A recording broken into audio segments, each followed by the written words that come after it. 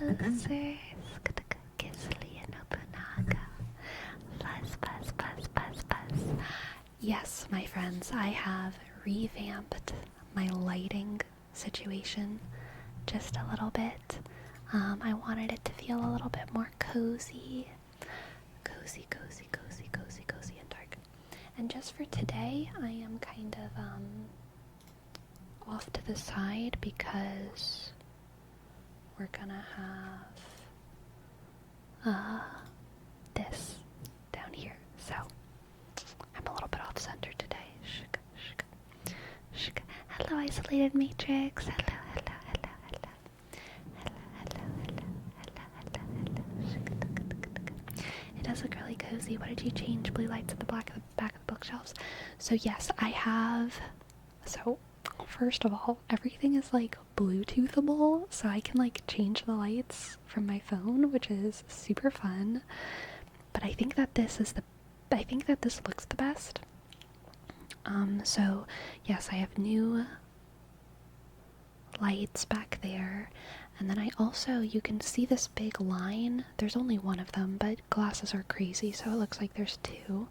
I used to have like this little sunset light from Amazon, but it's broken, and so I decided, it actually broke a pretty long time ago, and then I replaced it, and it broke again, and those little sunset lamps are like pretty cheap, and like they're not really made to be like sturdy. So I figured I should just have a different thing rather than the little sunset lamp. So I got this like big line thing, and I like it, and I can also control this from my Bluetooth phone. So I can make it different colors, but I think that these colors look the best. I feel like these are like the coziest and the chillest.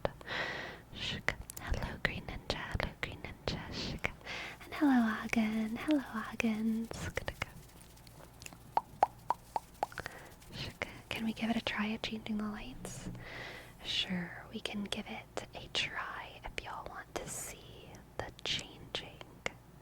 the pretty changing lights. What do y'all want to change? Should we change the big light next to me or the book lights?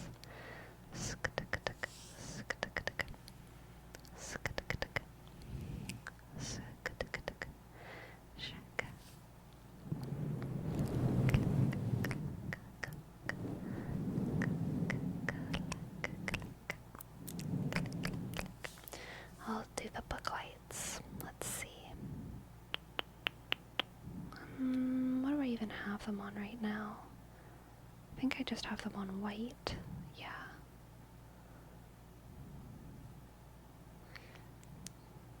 They can be that color.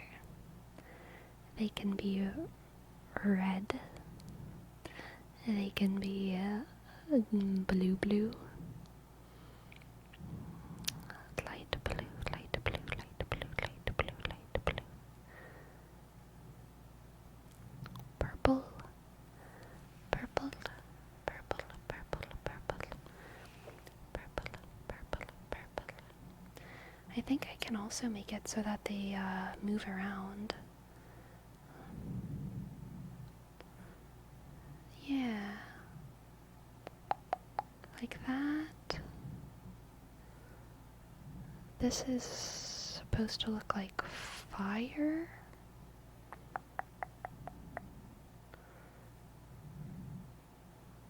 I can make them move fast. NASA, thank you for your prime. Thank you, NASA. And click a shk.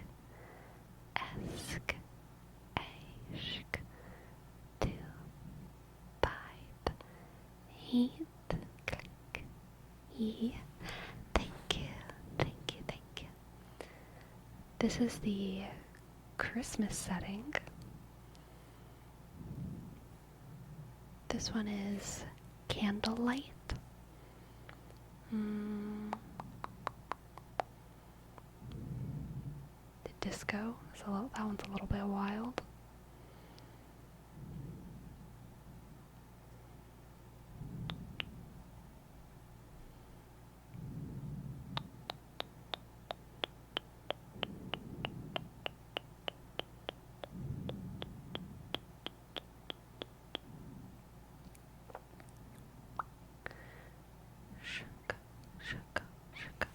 think this is what I had them on to start. I think. Right? Maybe a little bit darker though. Like that or something. I think I had them like that to start. Shik, shik, shik, shik, shik, shik, shik. Click, click, click. The big light definitely makes a difference. So right now I have it on this is a preset that it's on, but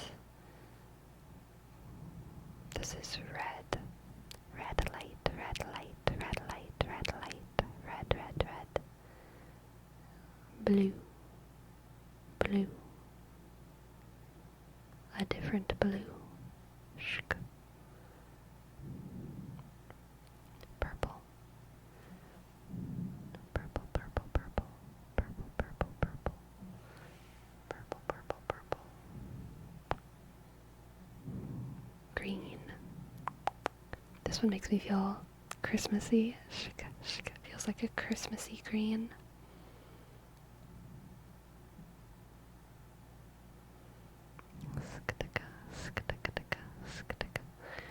Red light is the sleepiest, do you think? This one?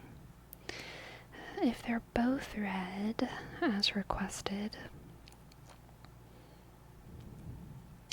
this is everything red.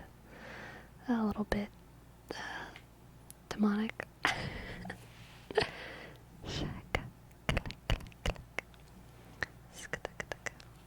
Green felt very poison ivy, that's fair. That's fair, that's fair. Shake, shake. Click, click, click, click. Are all the category streams going to be earlier, or is it just a coincidence? Just a coincidence. The category streams are whenever I feel like it. Whenever I feel like I have the spoons for writing and thinking deep and, you know, doing it publicly. Either demonic or romantic, so true. I feel like pink is more romantic. Let's see how it looks if I do it all kind of like purpley and pinky. Let's see. That's kind of purple pinky, purple pinky, purple pinky. Shook, shook.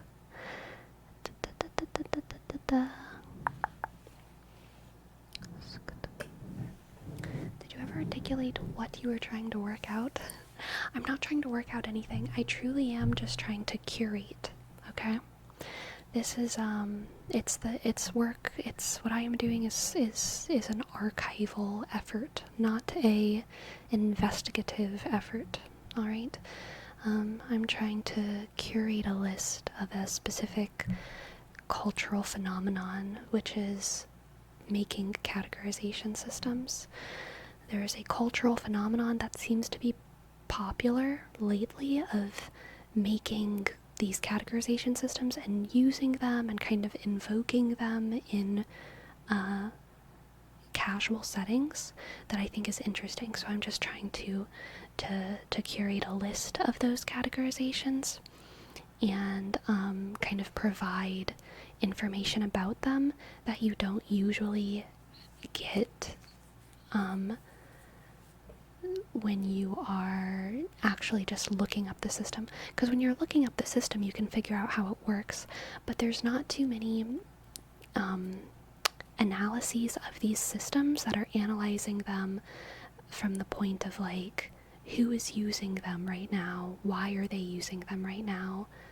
Most people who analyze these systems are just trying to deep dive into how to use the system, which is interesting, but I feel like that's kind of already been done, so I'm less interested in that, and I'm more interested in like, who is using these systems, and why are certain groups, why do certain groups of people or certain types of people gravitate to the use of certain systems, but I'm not trying to like really solve a problem there. I'm kind of just trying to yeah, make a curated list of what I can, what is already known, but just not curated. I thought you were looking for patterns and trying to find some core principles. No, not at all. Not at all. I think that the patterns and the core principles are fairly obvious. There's like kind of certain archetypes, certain ideas, certain energies that are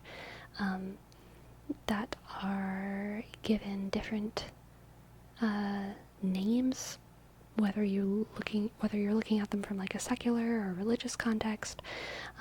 But they're all kind of talking about the same thing, and I don't know. That's less interesting to me because it's like sort of obvious human nature stuff, I guess. But what is interesting to me is that like astrology is associated with specific cultural groups, and the Enneagram is associated with specific kind of movements and cultural groups, and the Myers-Briggs is associated with kind of specific personality, like not the personalities of MBTI. I mean, like, it seems like a specific kind of groups use MBTI and then other people don't like MBTI, and like that's interesting to me. And misk. Thank you. Thank you for your sub. Click. S. Oh, sorry. Shk. I. Click.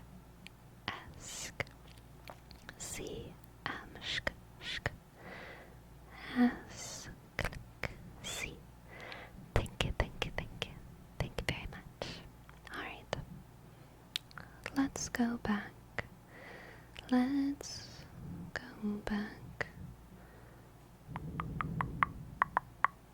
the lighting that we had. To the lighting that we had. To the lighting that we had. To the lighting that we had. Shk. Okay, so you were specifically looking for personality categorization methods, and the objective ones, based on factors like economics, race, would not suit your search. Right, yes, except I don't want to, the reason why I want to call them human categorization systems and not personality categorization methods is because not all of these groups would call themselves personality systems, because certain personality is a word kind of like soul or self or ego, where the word means different things to different people, and so not everyone who someone who subscribes to the ideas of like astrology, let's say, wouldn't talk about astrology as simply a personality categorization system. They would see it as like something much more than that.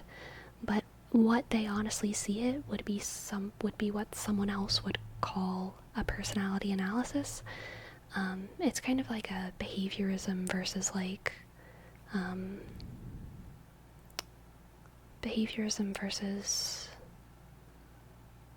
what's the opposite of behaviorism? Phenomenology or something like that? I don't know. Personality or behavior versus experience. Some people would say that personality is only behavior. Other people would say that personality is based on how you feel, not necessarily how you behave. So anyway, that's why I'm kind of avoiding calling it a personality categorization system, because not all of these systems work with the word personality, I think. And Ania, thank you for your prime as well. Thank you. Thank you. And click EA, click 3, click underscore. Thank you. Thank you. Nature versus nurture? No, I don't think it's a nature versus nurture thing. shake, click, click, click. Ba-ba-bum, ra-ba-bum. And thank you, Isolated. Let's see. Shka. Nobunaga. Thank you for your tip. Yes, yes. Let's give you a reading. Let's give you a reading. Let's give you a reading. Are requests still available? Ko-fi requests are still available, but I'm probably going to keep the redeems off for most of the night. Or all of the night. Just because I want to have time to talk about the Enneagram. But let's see what cards I want to use.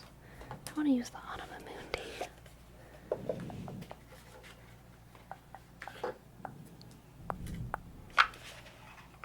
Shaka, shaka, shaka, shaka, shaka, shaka. Alright, let's see what the cards have for Nobunaga. Nobunaga. Shaka. Nobunaga, Nobunaga, Nobunaga, Nobunaga, Nobunaga. Click. Alright, first we have the Ace of Swords, the Ace of Swords, the King of Pentacles, click, and the Ten of Cups, the Ace of Swords, the King of Pentacles, and the Ten of Cups, the Ace of Swords, the Ten of Pentacles, and the King of Cups. I said that backwards. Ace of Swords, King of Pentacles, Ten of Cups, Ace of Swords, King of Pentacles, Ten of Cups. Shaka, shaka. Let's see. Nobunaga. Shaka.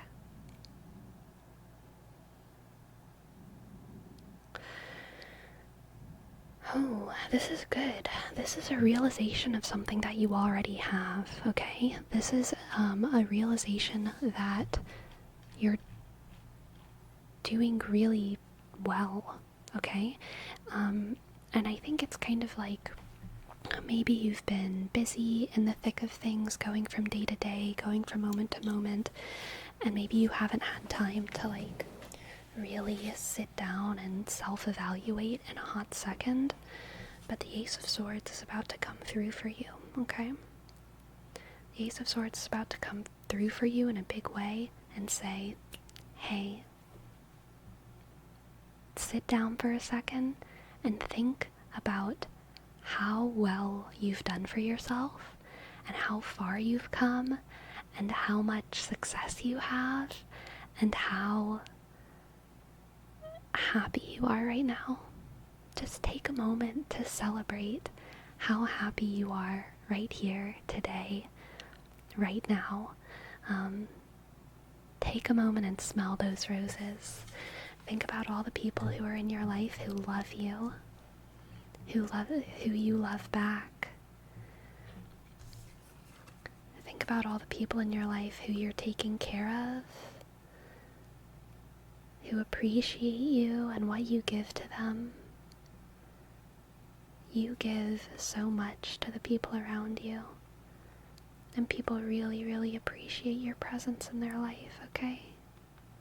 People really appreciate your presence in their life. You just give a lot. You give a lot. Next we have the 10 of Wands, excellent, and the Knight of Swords. Interesting.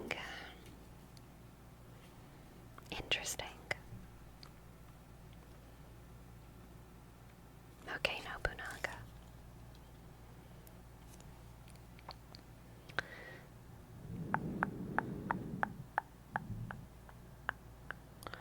I think for whatever reason, this realization that you're doing really well, or this kind of moment of celebrating your own success, is going to Oh, it's gonna be a massive relief because again, I think maybe you're coming from a place where you've been moving from day to day and working really hard and consistently every day and striving for this goal.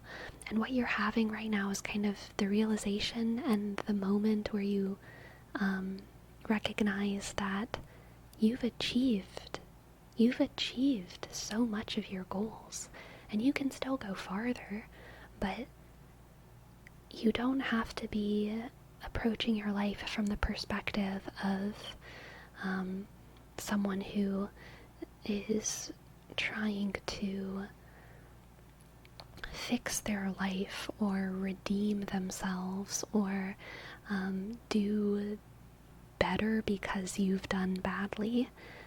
All of a sudden, you're going to be able to recognize that you can move on with the perspective that you already are a good person and you just want to keep being a good person.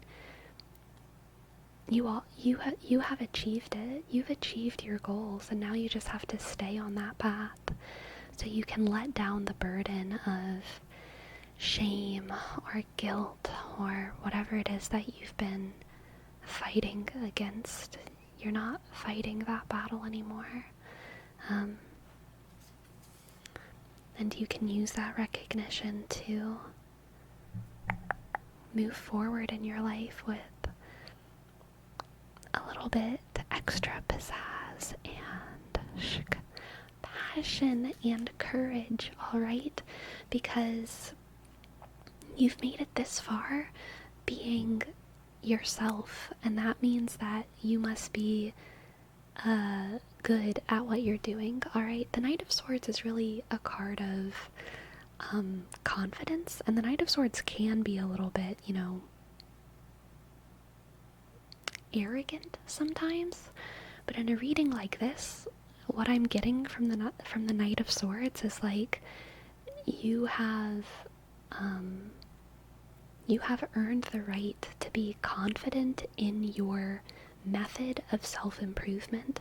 You have earned the right to be confident in how it is that you want to keep moving forward in your life, and you can keep moving forward with a lot of assurance because you've come really, really, really far and been successful to the point that you have a lot of pride, well-earned pride. Let's see what the Oracle has. Heck yeah, we have Leo.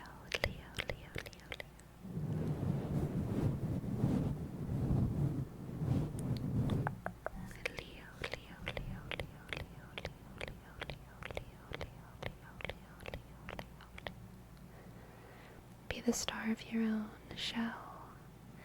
Be the star of your own show, Nobunaga. Be the sun. Be the sun. Feel the sunshine. Oh, gosh. Leo is actually a really good card for the Ace of Swords and the Knight of Swords together.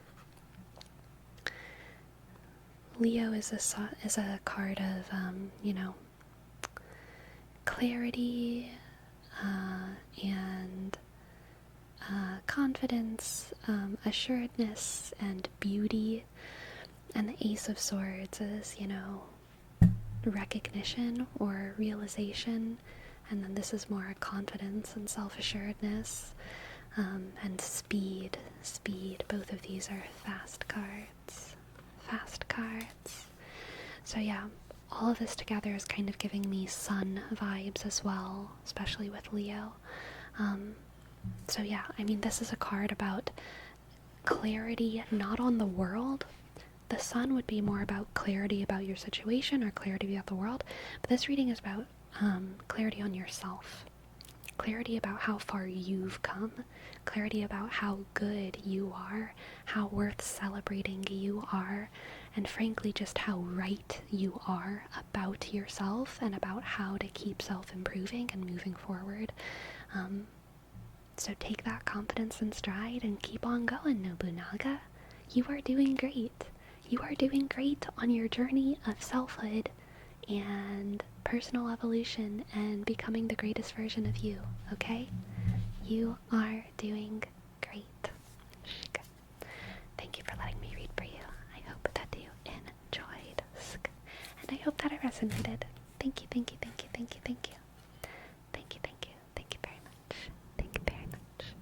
Thank you, thank you, thank you, thank you. Thank you, thank you, thank you, thank you, thank you, thank you. This month was really busy for my mind. Thanks for the reading, and sorry for the interruption of the research. Not at all. Not at all, Nobunaga. I don't mind any Ko-fi tip interruptions, alright? I would be a fool. I would be a damn fool for being perturbed at that, okay? We love those interruptions. Truly, truly. Okay, let's get into it. Let's get into it. Today, we are going to talk about the Enneagram. I do want to talk... I think today I kind of want to have fun with the Enneagram.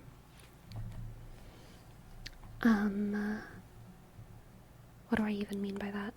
Let's just go over what we've done about the Enneagram so far, alright? Hello, la patate.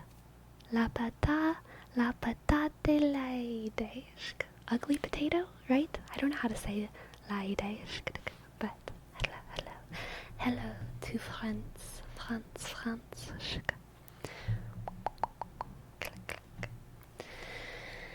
Enneagram. There are conflicting accounts about the origins of the Enneagram system. It was likely a synthesis of various spiritual personality coding systems, including the work of Evagrius Ponticus, a Christian 4th century Alexandrian mystic, Philo, a Hellenistic Jewish philosopher, Plotinus, a Hellenistic Egyptian, and other various belief systems, including Sufism. Is it just called Sufism? I don't know how to pronounce this. Sufism? Sufism? I don't know. I think it's just Sufism, right? Sufism. Christianity, Taoism, Buddhism, and Neoplatonism. Joshi, thank you for your prime. Thank you. Thank you, thank you, thank you, thank you. J, click. L, S, sh, H, Y, click, X, click, K, sk, 1. I will call you La Patate. La Patate. Okay? Because I want to. Sufism. Okay, I thought so I thought so. Sufism.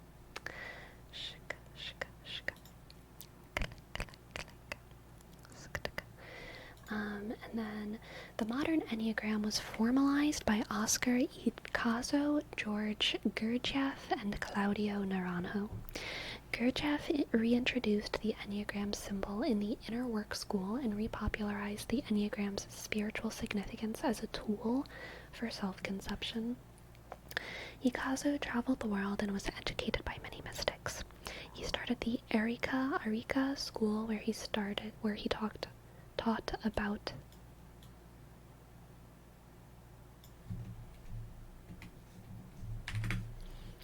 the 108 Enneagrams and formalized the Enneagram system.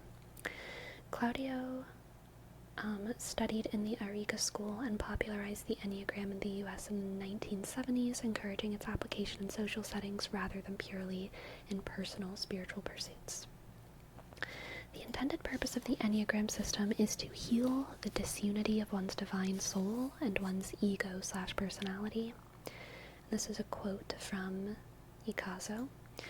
We have to distinguish between a man as he is an essence, as he is an ego, or personality. In essence, every person is perfect, fearless, and in loving unity with the entire cosmos. There is no conflict with the person between head, heart, and stomach, or between this person and others. Then something happens. The ego begins to develop. Karma accumulates. There's a transition from objectivity to subjectivity. Man falls from essence into personality. This to me reminds me a lot of like kind of Eastern ideas or like Buddhist ideas. We have to kind of break down all of those aspects of ourself until we find oneness, until we find unity, and any kind of expression of selfhood is an expression of ego, and to really be healed is to kind of be nothing. You also see some of this in older Christian teachings, and we also see it in some Gnostic Christian writings. The Gospel of Mary Magdalene is pretty heavy, and the Gospel of Thomas are pretty heavy on those kinds of ideas of distancing one from the self and reuniting with like earthly oneness or something. Hello, crack. Hello, crack. Hello, clack, clack, clack, clack, clack, clack. Okay. According to the philosophy of the Enneagram, humans are born with the divine self that is fractured in early life. This fracture creates our personality type.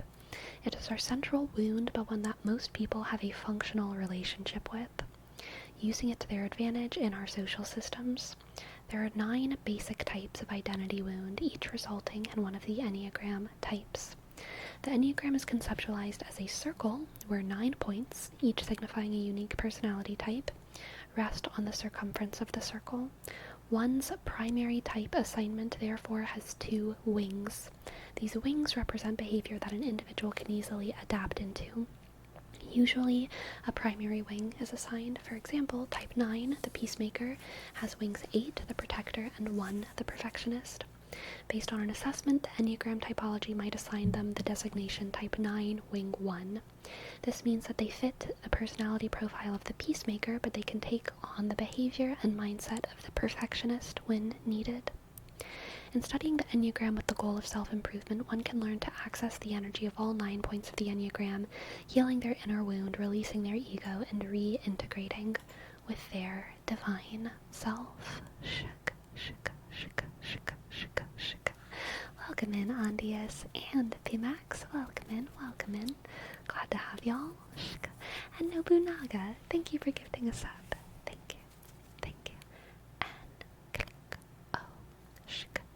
B, U, sk, and click, A, shk, G, A, U, click, W, click, U, sk. Thank you, thank you, thank you, thank you. And hello, my cat. Hello, girl. Hello, hello. Shuk. Sleepy, you think it could be a good idea that for every category to include a link to their own test and maybe an example of results?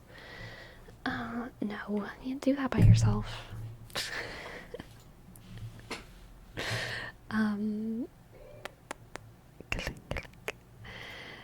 This is the symbol of the Enneagram. This is the symbol of the Enneagram. What is it, girl? What's up? What's up, what's up, what's up? Shaka, shaka, shaka, shaka. Let's see. In other words, that's too much work. I don't think it's that. It's more like that just isn't the point.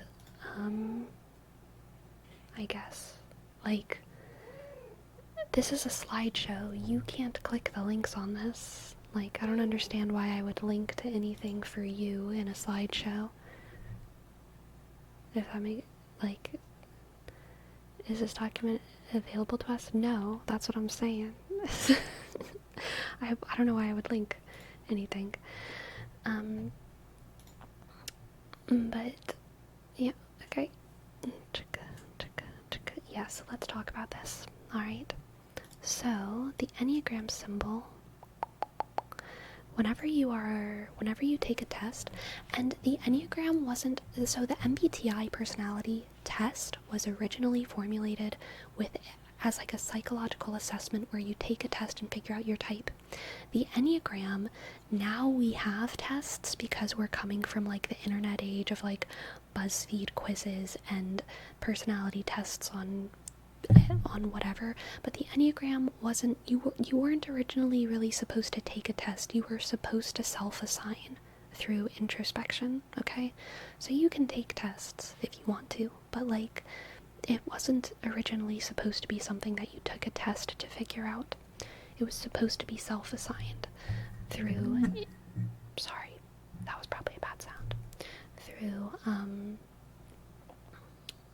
through introspection, through study, through reading the books of Ikazo and Gurdjieff and whoever, okay?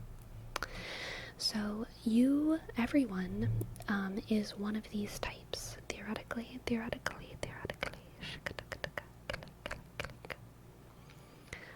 There's the perfectionist, the giver, the achiever, the individualist. Would you like to come up on the chair? Okay, there we go. Get comfy. Get comfy right there. Introspection sounds entirely unreliable. So this was a tool for self-growth, right? Self-growth. It's not a diagnostic tool. So saying that introspection sounds unreliable is like saying that it's like saying introspection, how do you know what to pray for if you don't make a test for it? It's like you pray for what you want to pray for.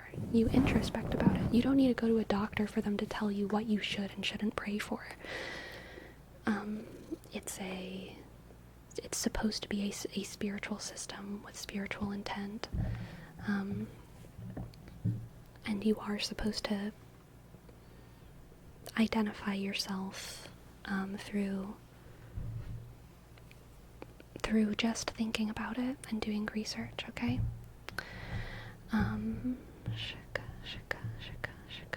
Couldn't you say that for every personality test, though? None of them are diagnostic. They're aimed at self-realization.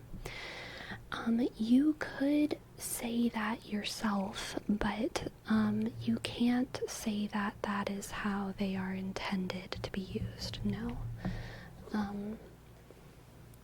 MBTI is more, I would say, diagnostic. This DISC one, I would say, is more diagnostic.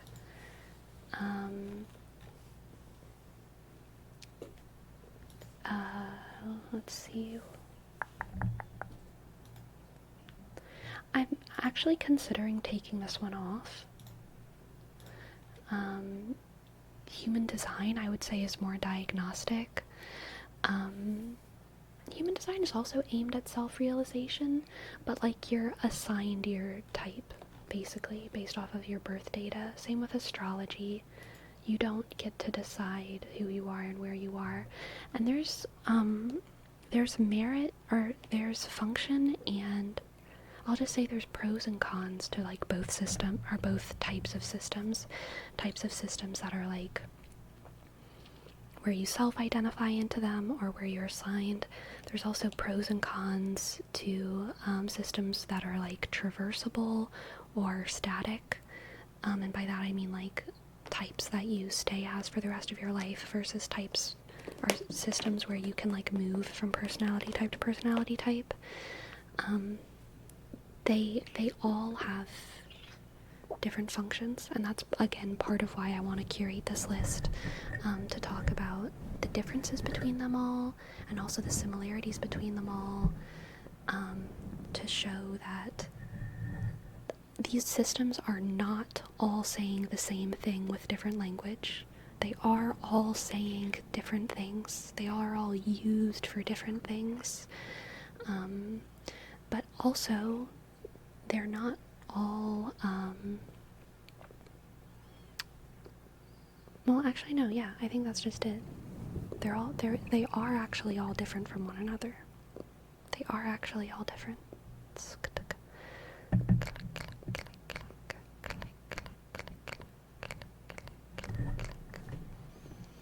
Okay, so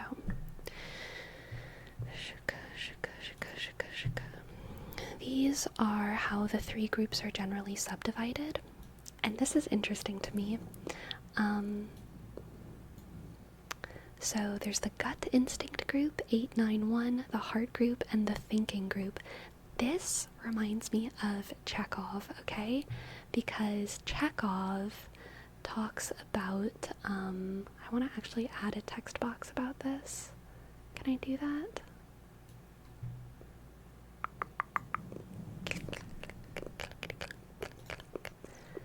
Please mind the cat noises. She is right underneath the microphone.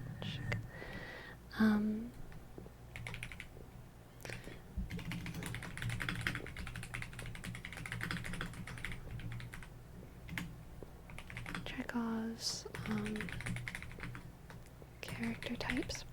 So the Russians are super into physical theater historically, and there's kind of there's a couple different kind of or I'll say there's two different physical theater philosophies that arise independently from a whole bunch of different places, and they're all one of these two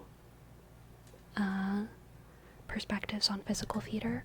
One is you feel the feeling, as an actor, try to feel the feelings until you physicalize it, and then, thank you, Andreas.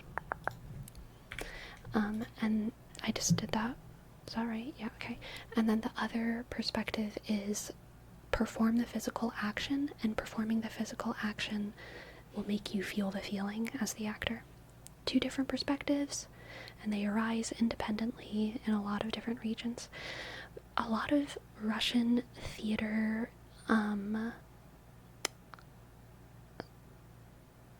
theory, a lot of Russian performance theory is based on the idea that by acting in a specific physical way, you will be able to kind of conjure up the appropriate feelings. And Chekhov talked about this a lot in his acting theory, where he talked about how characters were all either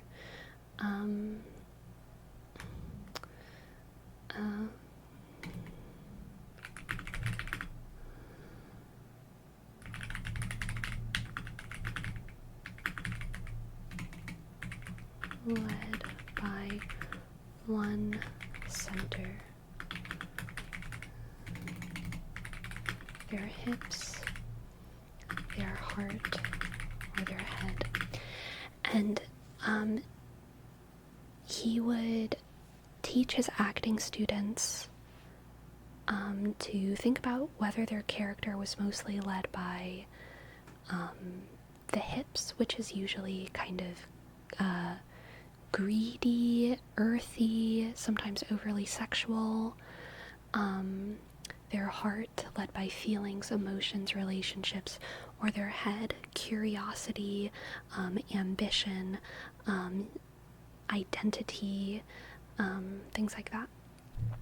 And once you decided that, as an actor on stage, you would, whichever one of these parts you chose for your character, you would actually physically lead with that part.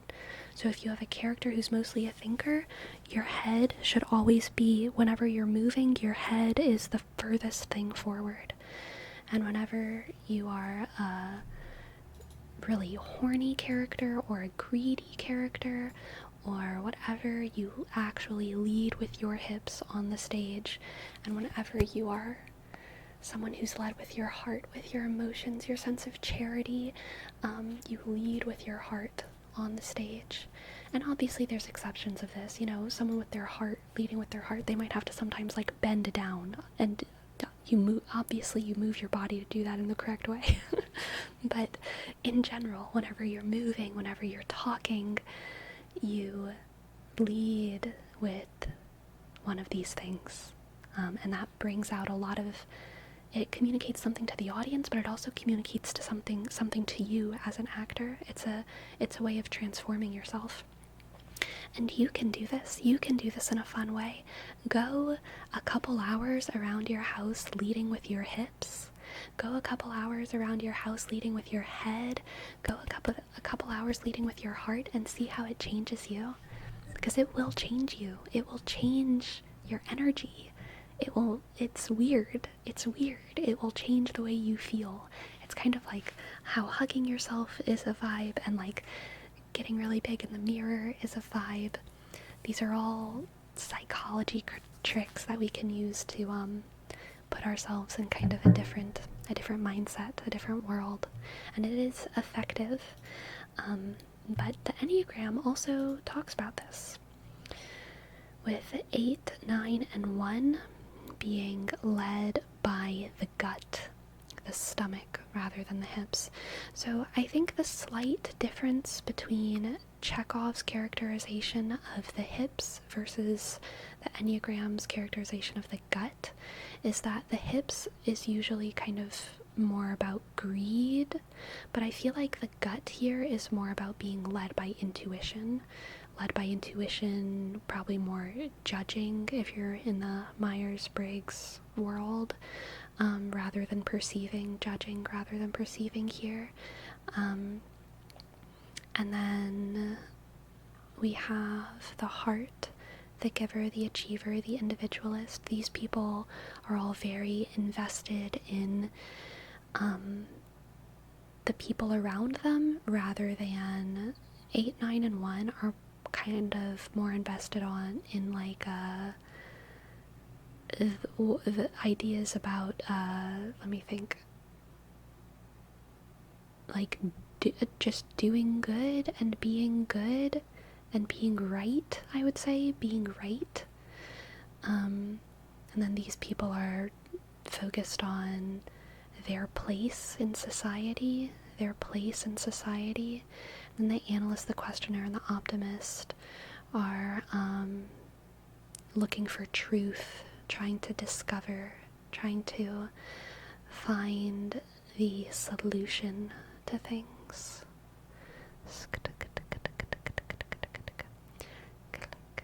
You gotta operate them from like energy centers, but physically too. Exactly, elusive. Exactly. I'll just look silly. And yes, you absolutely will look silly, but we all look silly all the time, so it's fine. In this case, would you compare the gut instinct group to Chekhov's hip center? You think it fits? I think I answered that.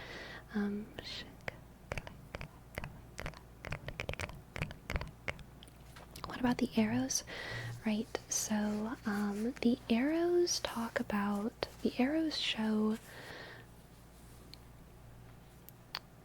So this isn't like, it says move with the arrows when we're stressed and move against the arrows when we're relaxed, but I don't really like that verbiage. It's more like a move with the arrows when we are at peace and move against the arrows when we are not at peace. Whenever it just says stressed and relaxed, it feels more like momentary. But within the theory of the Enneagram, it's a little bit more than that. It's more like if your life is a mess and you are not at peace, then you might kind of take on the traits of whatever the arrow is pointing to here. So the perfectionist might take on the traits of the individualist if they are not at peace. But if the perfectionist is at peace, they might take on some of the behaviors of the optimist.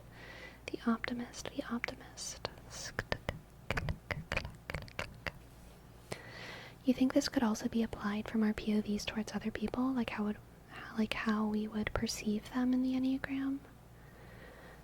You think this? I don't understand your question, sorry.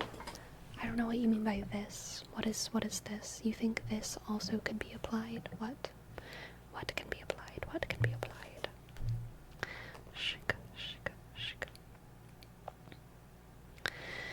So in the Enneagram, there's only those 3 groups, or there's more combinations?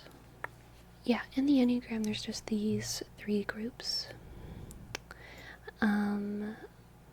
But if you use the Enneagram as a tool, the people who use the Enneagram as a tool are trying to heal their ego, which is interesting. It's a very confessional system, because your personality type is your wound, and your personality type is something that you recognize as who you are and what you are, and you can like use the Enneagram system to understand yourself and grow.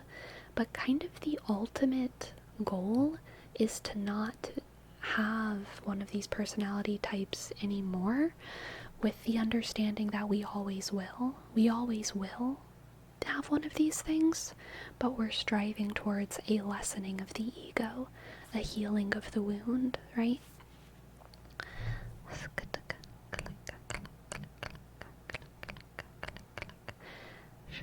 Like the Enneagram only works through self-inspection, or we could use it as a tool to analyze others by how we perceive them. I would say we cannot and should not. Well, I would say we should not because we cannot. I'm not going to tell what you can do. People do use the Enneagram and use all of these systems to analyze other people.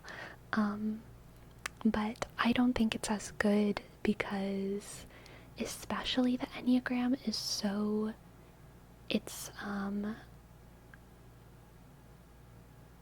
so much more about introspection than like how you behave on the outside, that I would say it's extra hard to guess other people's Enneagram types unless we're talking about fictional characters whose internal worlds we read about in great detail, which is something that I think we can and should do for fun. Real people, I don't think we should do for fun, because it seems rude to me, honestly. To be for real, it seems rude to me.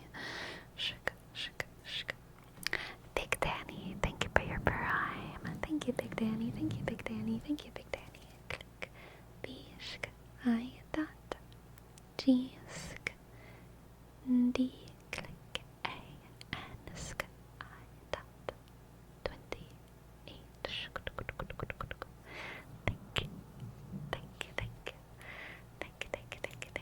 Thank you. So I want to talk a little bit more about how the Enneagram is used today and who uses the Enneagram, I guess. Who uses the Enneagram?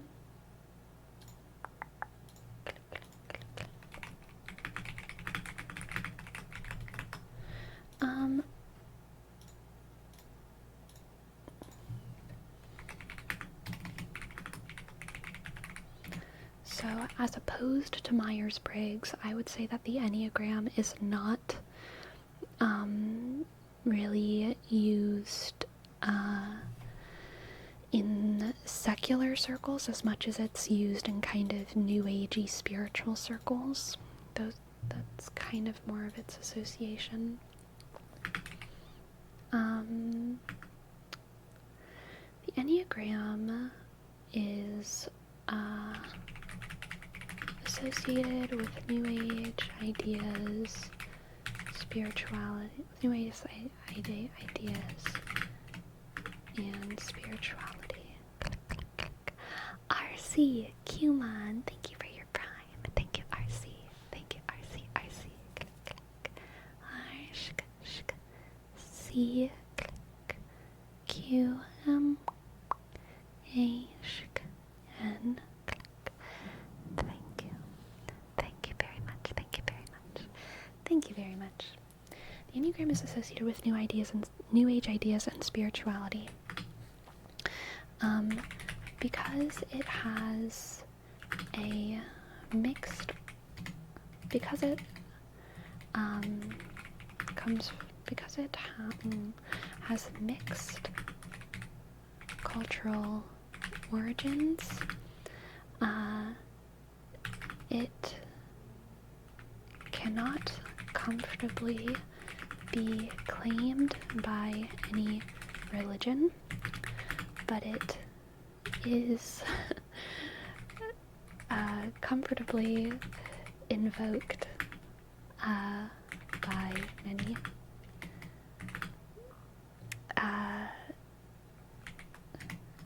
From Christian churches to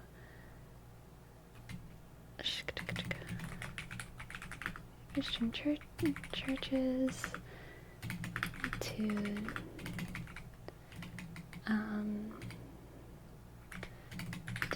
New Age temples and like yoga studios. Actually, I'll say dance studios, because that's true. And dance studios, temples and dance studios. The Enneagram is used as a tool for introspection and self-improvement. Click. Shika, shika, shika, shika. Click. How can I dance with the Enneagram? So that was how, what's his face used it.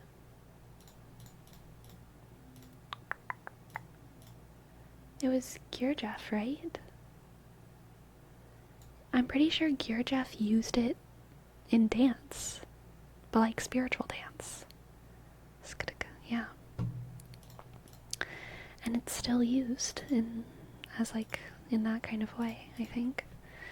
To understand how your physicality is representative of your inner struggles and inner worlds.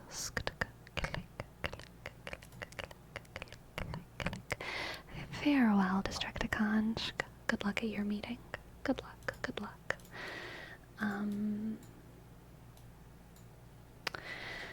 New Age and spirituality, because it has mixed cultural origins, it cannot comfortably be claimed by any religion, but it is comfortably invoked by many. From Christian churches to New Age temples and dance studios, the Enneagram is used as a tool for introspection and self-improvement. I'll just...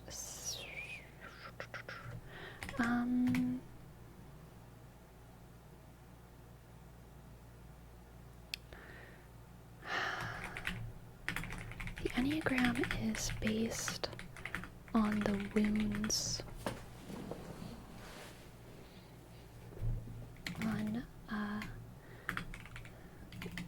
the Enneagram is let's see. No, I'll say Enneagram is a tool. I'm trying to make a point about how it's like a much sadder system than other systems, and that's like important to its vibe. Its sadness is like there's something important about that. The Enneagram is a tool. The Enneagram is used by people who want to investigate their Hello RCQ man, welcome. Greetings from the Netherlands. I don't know how to say, I think it's just hello, right? Hello, same as German. Hello for hello. The Enneagram is used by people who want to investigate their wounds and the wounds of others, rather than a tool for functionalist collaboration. It is a tool for self-acceptance,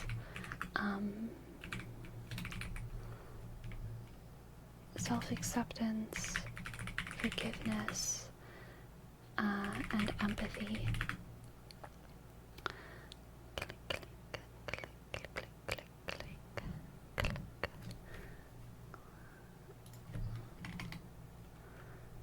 Functionalists,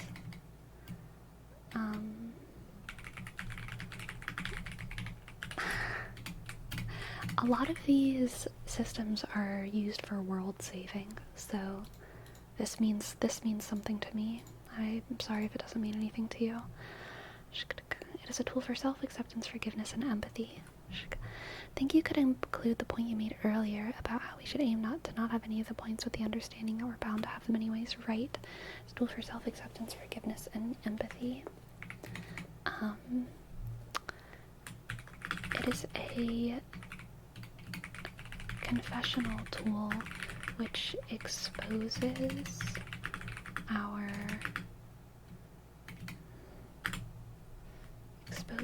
and emphasizes our weaknesses.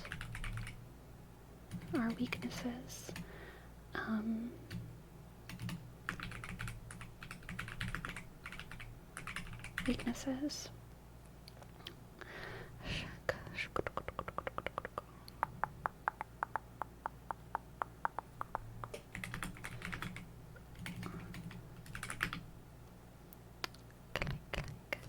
Farewell, isolated. Have a good night. It is a confessional tool which exposes and emphasizes our individual weaknesses. Personality type. Enneagram type is one that we should strive to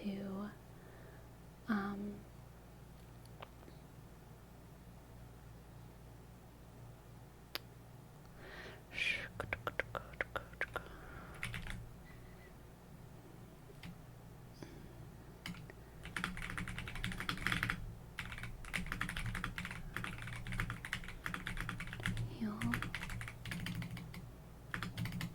with the goal of releasing ourselves from the tyranny of ego.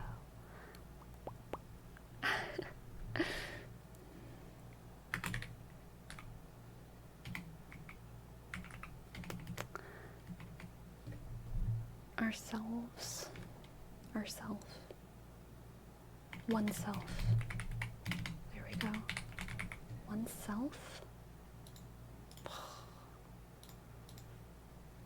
Our Enneagram type is the result of a wound that we should try to. A wound that we.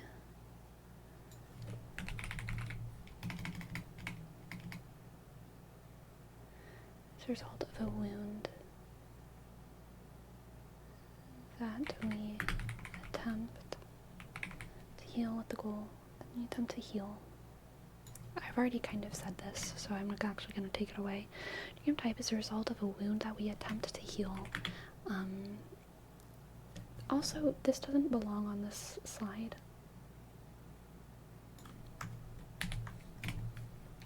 This belongs over here.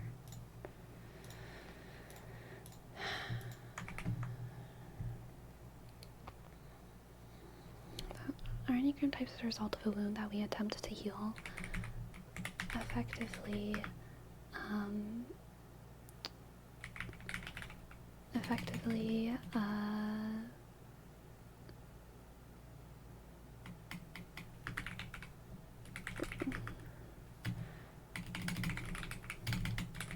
which would theoretically result in us in one not having an Enneagram type anymore. It is a goal that Enneagram users strive towards, with the understanding that it can never fully be achieved because of our innate human frailties.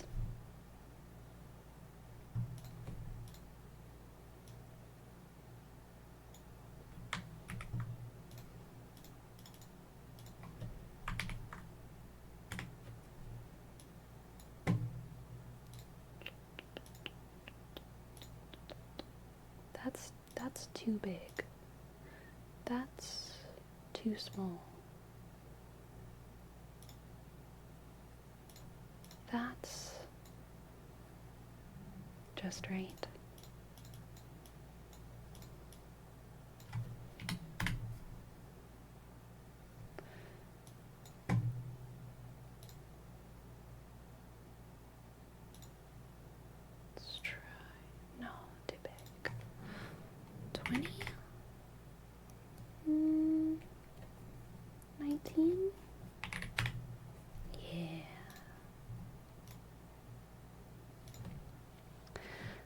Honestly, I'd never delved into the subject of the Enneagram before, but these couple streams about the subject have been very interesting.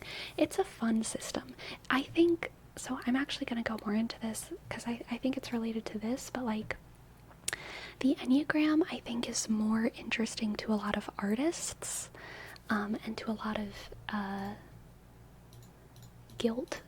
guilt-based religions and guilt-based ways of thinking. Guilt is not a bad thing. I'm not like as a Catholic, I am no stranger to guilt. I celebrate guilt, but I think that people who are more confessional gravitate towards the Enneagram. Artists who talk about pain and weakness gravitate towards the Enneagram, and I think that that's why it's so attractive to a lot of Christians as well, because it is it's shame and guilt based. Shame and guilt based.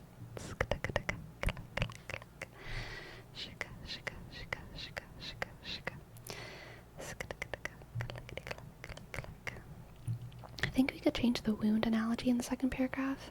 It's being used back to back, although I think maybe it should say Enneagram users should strive towards. I think the wound analogy in the second paragraph. Where are you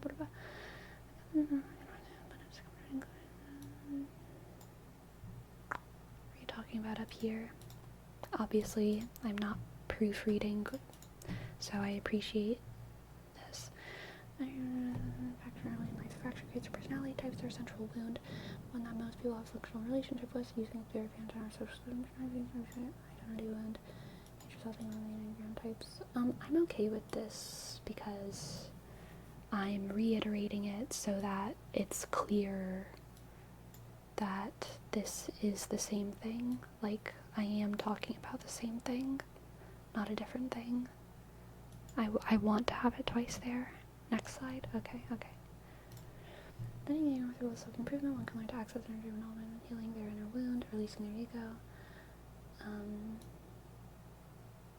Yeah, and I think we can take that whole thing out. Oh, yeah, I did super say that twice. I'm studying the Enneagram with goal of self-improvement, one can learn to access energy development and releasing their ego.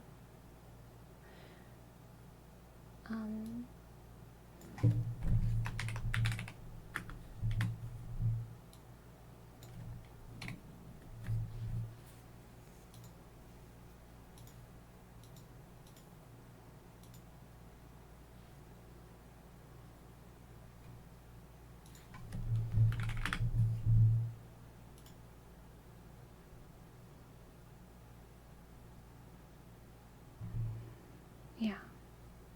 I'm not going to put should in there because I don't want to talk about what people should and shouldn't do. But I think that this kind of gets at it. Yeah? Good night, RCQ man. Good night.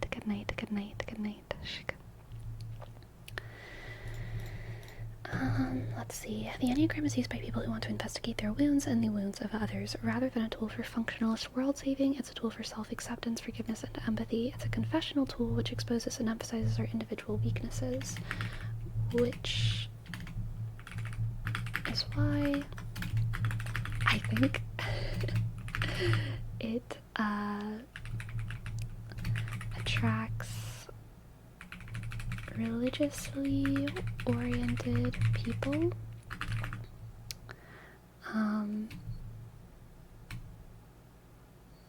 Attracts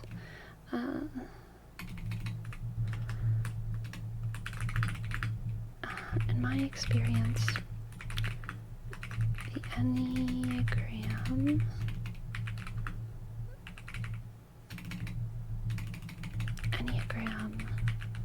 attracts people who are religiously oriented,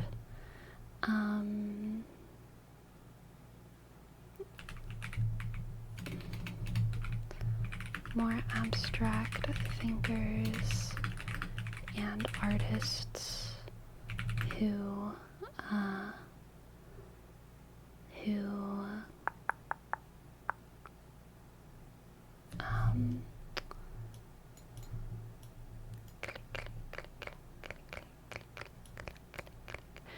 Enneagram attracts people who are religiously oriented, who are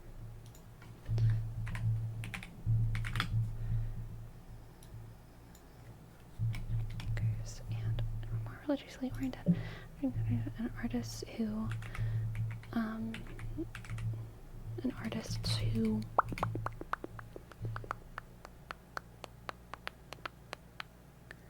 what's the word that I'm looking for?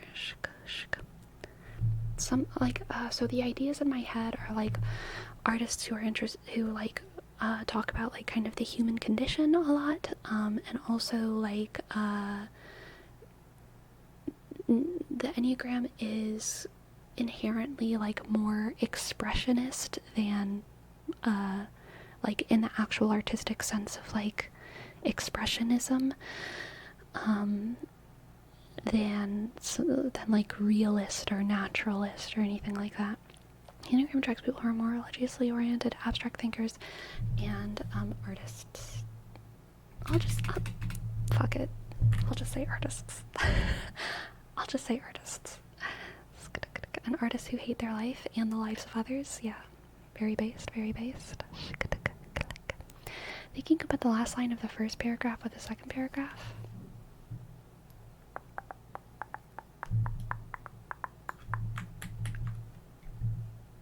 Wait, I'm not doing this right. The last line of the first paragraph in the second.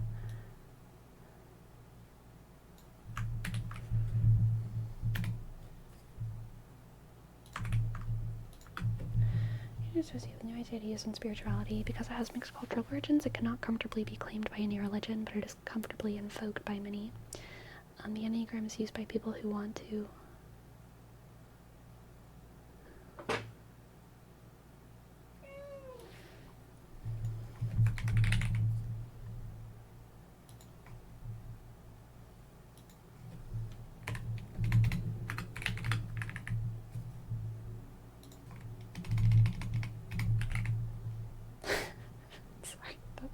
I was just thinking about using the wounds of others. It was funny.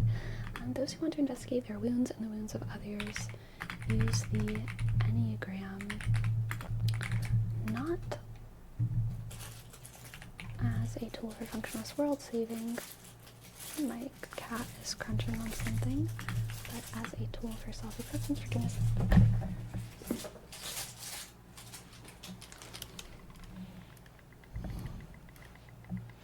These are the things my cat finds to chew.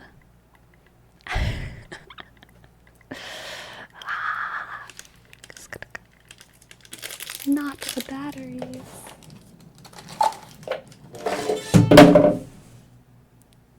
Sorry. I'm sorry. I made a big bad noise. I'm so sorry. I didn't mean to. I'm so sorry. Yeah, exactly. Again, I dropped the batteries down the mail slot. The uke is fine. The ukulele is fine. It was unprofesh. I am sorry, Freddie with an IE. I am sorry. Okay. The Enneagram is associated with New Age ideas and spirituality. Because it has mixed cultural origins, it cannot comfortably be claimed by any religion, but it is comfortably invoked by many. Those who want to investigate their wounds and the wounds of others use the Enneagram not as a tool for functionalist world saving, but as a tool for self-acceptance, forgiveness, and empathy. It is confessional.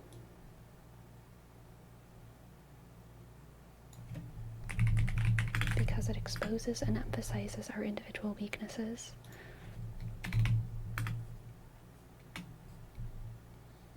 From Christian churches to New Age temples and dance studios, the Enneagram is used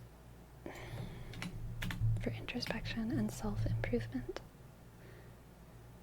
In my experience, Enneagram attracts people who are more religiously oriented, abstract thinkers, and artists. Sid PM, thank you for your prime. Thank you very much. Thank you very much. Thank you very much. Thank you very much. S-I-D click D underscore P click M shk. Thank you, thank you. can move the last line back to the first paragraph.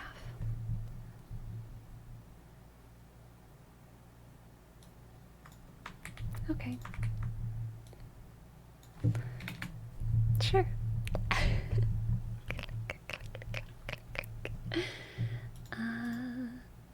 So one of my favorite albums is The Enneagram by Sleeping at Last. Sleeping at Last, I feel like he's Christian, but I don't actually know. It doesn't really matter for him on a personal level. But if you're interested in the Enneagram and you really want to have like a good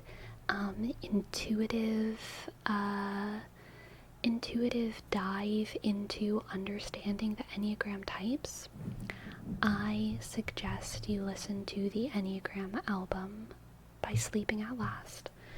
I actually want to maybe read some of the lyrics from that, just for fun.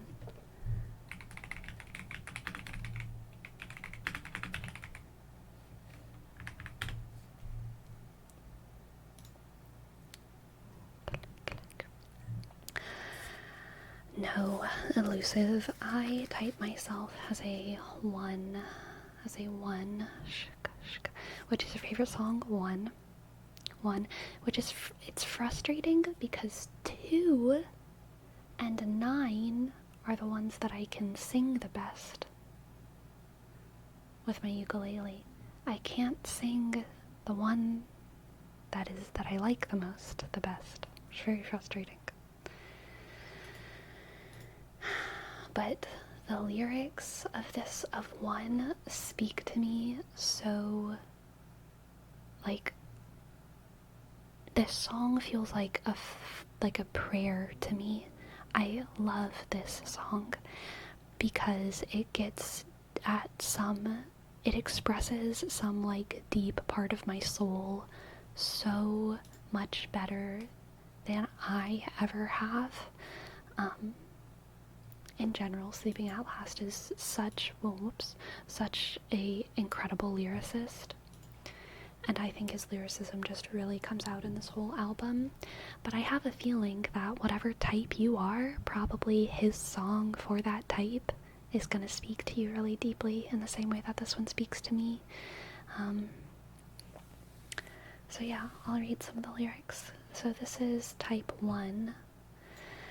Hold on for a minute, because I believe that we can fix this over time. That every imperfection is a lie, or at least an interruption. Now hold on, let me finish. No, I'm not saying perfect exists in this life, but we'll only know for certain if we try. I want to sing a song worth singing. I'll write an anthem worth repeating. I want to feel the transformation, a melody of reformation. But the list goes on forever of all the ways I could be better in my mind, as if I could earn God's favor given time, or at least congratulations. Now I have learned my lesson. The price of this so-called perfection is everything. I've spent my whole life searching desperately to find that grace requires nothing of me. I want to sing a song worth singing. I'll write an anthem worth repeating. I want to feel the transformation, a melody of reformation.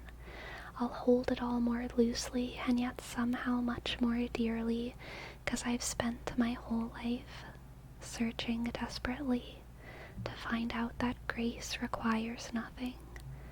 Grace requires nothing of me. Shk. God, I love that song.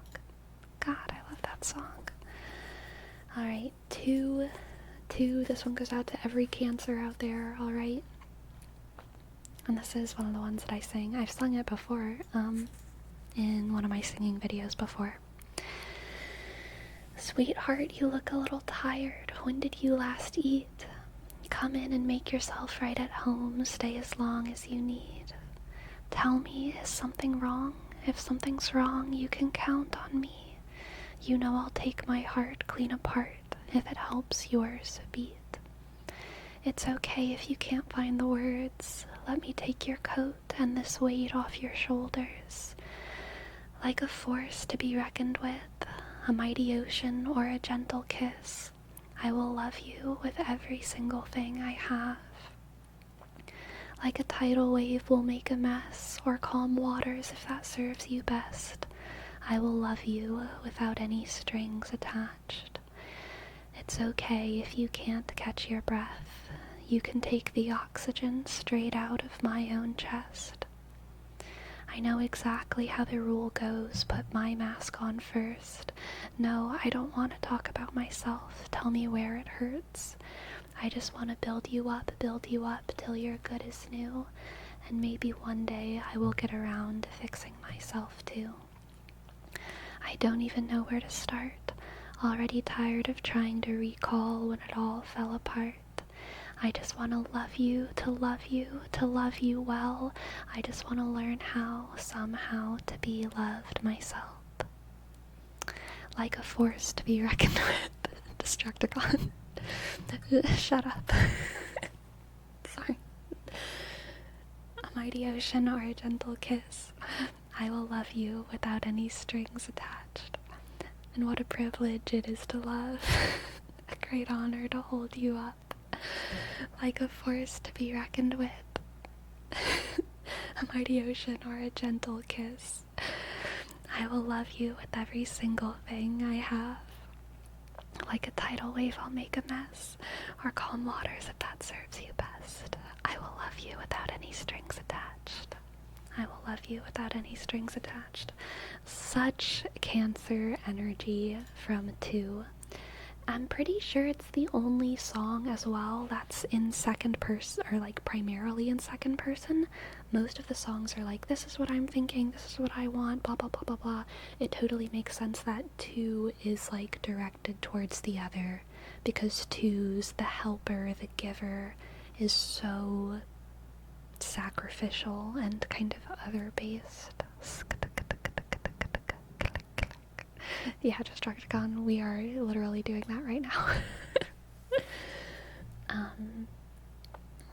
Let's see. Let's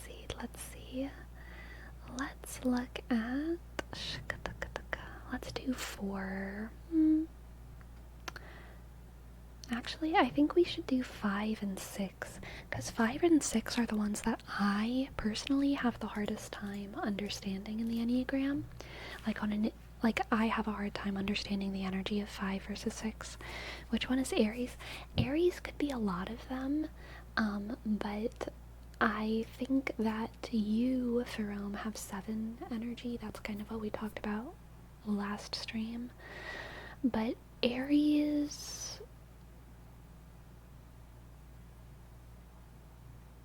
I could see Aries being 3 as well. 3 and 7 both could kind of have Aries vibes, I feel like. Astrology does not graft perfectly onto these, and it shouldn't because they're different systems. But 2 does graft pretty perfectly onto Cancer. I would say Cancer is a really good 2. But a lot of them can kind of go for more than one sign, and some signs can go for more than one Enneagram type.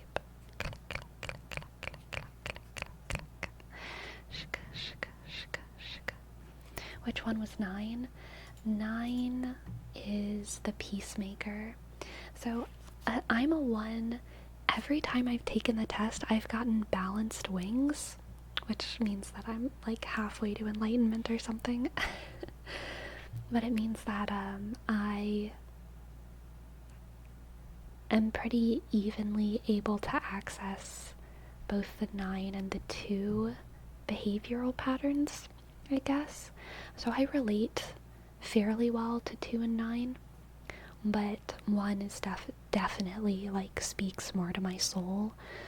And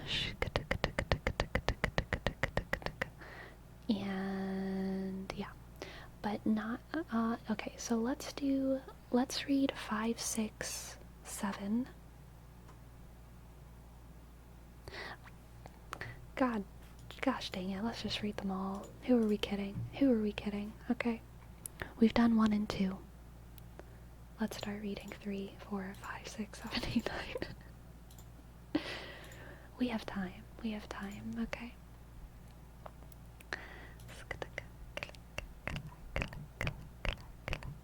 Pick number 3, my lord. Alright.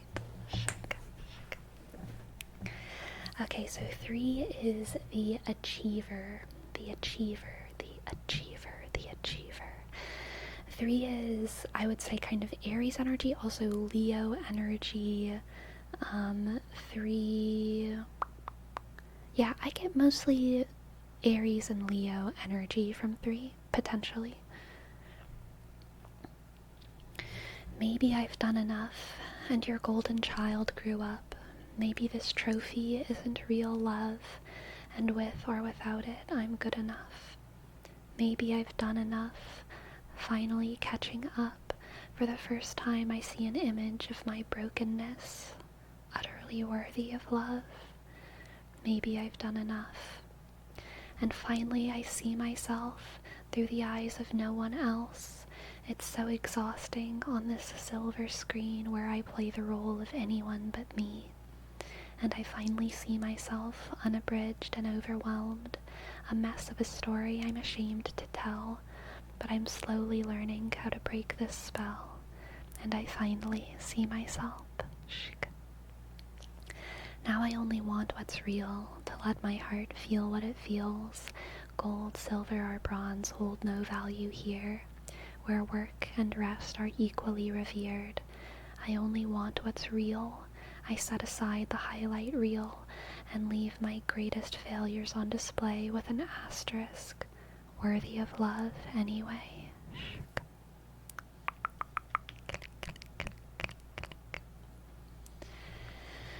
That's 3. And now let's do 4.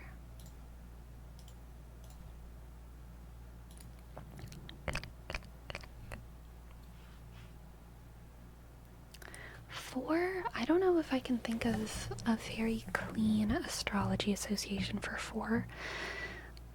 4 could be a little Pisces. I could see Pisces in 4. Oh, Aquarius. Pisces and Aquarius. Gemini?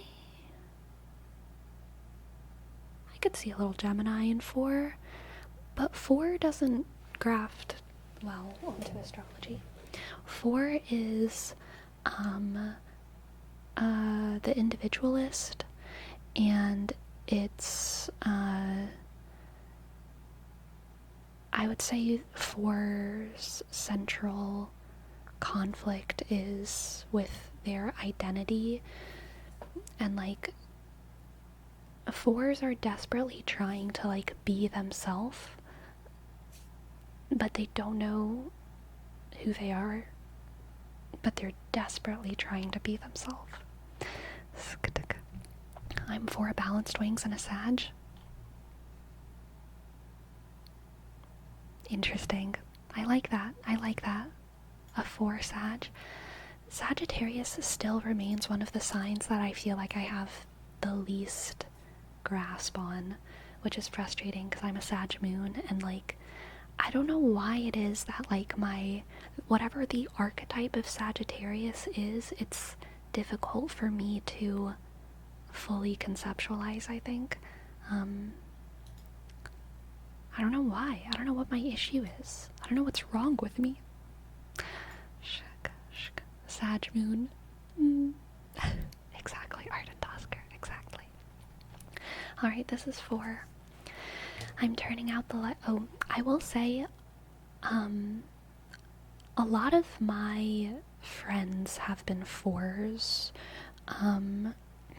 especially my like nerdy female friends. A lot of my nerdy female friends have been 4s, and they've kind of been like the quirky, not like other girls types of girls, and I don't mean that in like a bad way. Like, they are not like problematic pick-me's or anything, but a lot of people like that are 4s, people who are really trying to be different, people who are trying to be hipsters, people who are trying to be quirky. I have an idea in my head of like my female friends who wear like one Slytherin sock and one Gryffindor sock and listen to true crime podcasts and play video games, but only whatever video game their like boyfriend is playing. And it's not like they're doing these things in a necessarily problematic way. It's just they're desperately trying to like have an identity. They're really desperate to like have an outward, as their water bottles and their laptops have like a million stickers on them because they're trying to show the world who they are all the time. You know what I mean? I think 4s have a lot of behaviors like that. Can you pull up the Enneagram or just a list of what each number means? Yeah, actually, that's not a bad idea.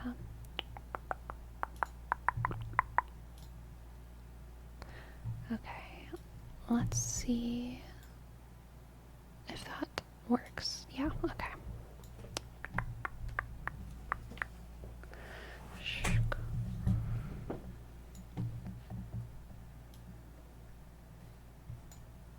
Oh, did I just mess things up? Okay, no, I didn't. Okay, cool. Click, click, click. Alright, this is 4. I'm turning out the lights to remember how to see until a renaissance takes place and resuscitates the color of paint and divinity. As if God hid the building blocks of every beautiful thing in this game of hide and seek, I can't help but think that ordinary has swallowed the key. Bodies fashioned out of dirt and dust, for a moment we get to be glorious. Ice sculptures adorned in light, sand castles built tall between the tides. Maybe I'm hiding behind a metaphor, maybe my heart needs to break to be sure. One day I'll wear it all on my sleeve, the insignificant with the sacred unique. But I've fallen in love with a ghost. I lost my balance when I needed it most, and this blurry photograph is proof of what I'm not sure, but it feels like truth. I'm stuck swimming in shadows down here. It's been forever since I came up for air, flashlight in hand, determined to find authenticity in poetry. Authenticity only poetry could even begin to describe. Bodies fashioned out of dirt and dust, for a moment we get to be glorious, get to be glorious. What if we already are who we've been dying to become? In certain light I can plainly see a reflection of magnificence hidden in you, maybe even in me. Shk.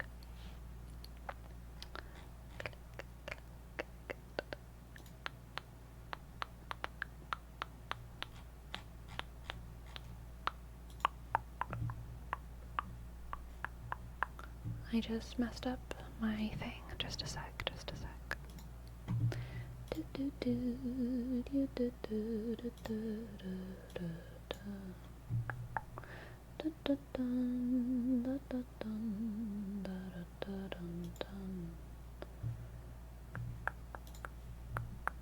I think I fixed it.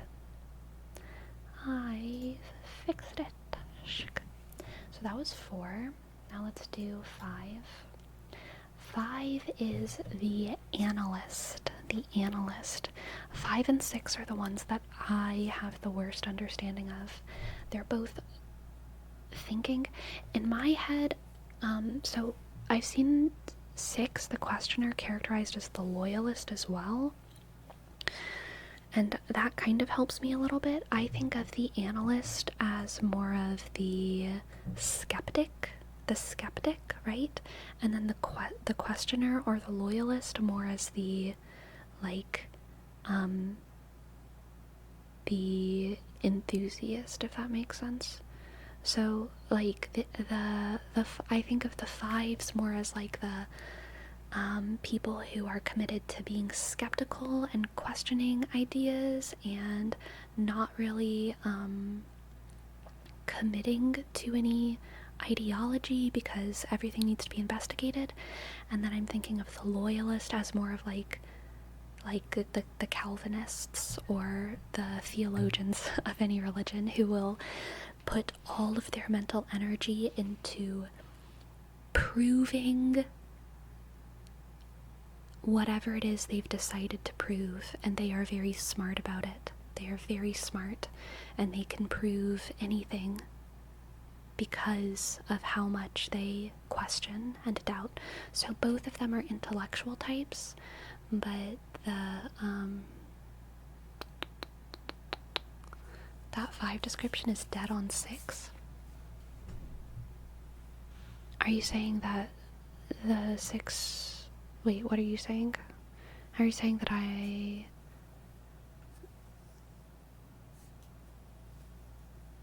should think of whatever I described as the 5 as more of the archetype of the 6? Interesting.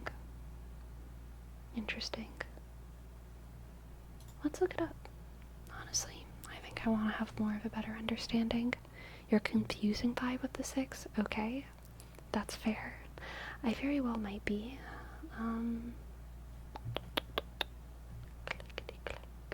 Let's look up a actual comparison of Enneagram 5 versus 6. Enneagram 5 versus 6. I know that this looks weird right now.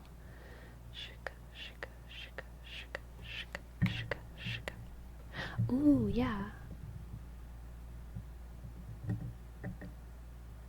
Interesting. Oh my gosh, we have a Tumblr result? How to differentiate Enneagram 5 versus 6. Oh god, I love Tumblr. This is what I want. This is everything I want. I don't have a good grasp of 5s as I do 6s, so I am going to paraphrase from Richard Rohr's book. Okay. 5s go through life and gather what they can get in the hope of filling up their inner vacuum. In this way, 5s become receptive and responsive. If 2s are under a certain compulsion to give, 5s are equally obsessed with taking. Okay, that is a good conceptualization. I like that. 5's passion for collecting is often directed to thoughts, ideas, knowledge, silence, and space. There are also 5s whose greediness has hardened and who can hoard their most remarkable things. Books, stamps, beer mats, old newspapers. Okay, so 5s have a little bit of a Aquarian vibe, I'd say, as well.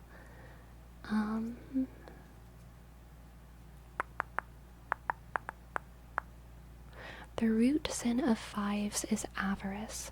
5s aren't givers. They tend to hoard their intellectual as well as their material possessions. They're stingy about themselves. Avaricious 5s don't enjoy life, but are stingy with their possessions that their repose and leisure will be guaranteed in the future. Maybe a little bit Capricorny in there as well. Tumblr does save the day. 6s easily succumb to self-doubt. That makes them look ahead, fearful and mistrustful. Okay, yeah, so 6 is definitely the skeptic. They continually sense danger. In their most immature form, they are victims of paranoia. 6s long for certainty. Many 6s report breaks in their life history. They couldn't complete their studies or training. They are often overcome by a paralyzing fear of failure shortly before the examination, or they don't make progress in learning because they have to scrutinize every detail and eliminate all contradictions. They're more likely to question their own position than to defend it with certitude. The Sisyphean task of making their own opinions watertight can ultimately lead to actual failure. 6s fight for their survival, but never for success, which only conceals new dangers. If they do succeed at some point, they usually forget it immediately. Damn, that's depressing. Sorry, 6. I'm sorry, 6. The temptation of 5s is knowledge. For 5s, knowledge is power. Immature 5s think they can secure their lives by being informed. about everything in as much detail as possible, but the information they pick up is never sufficient. Fives need yet another course, another seminar, another semester, another book, another silent retreat. They're fascinated by the intellectual systems that explain the universe or the human soul, psychoanalytical models, theories of types. Einstein's theory of relativity, quantum leaps, the Big Bang, evolution, laws of heredity. Okay, I actually feel like I have a lot of fives in my life. I feel like fives. I feel like I gravitate towards fives, perhaps. The temptation of the six is their exaggerated striving for security. Sixes are devil's advocates. They have a sixth sense for absurdities and suspicious elements. The primary defense mechanism for sixes is projection.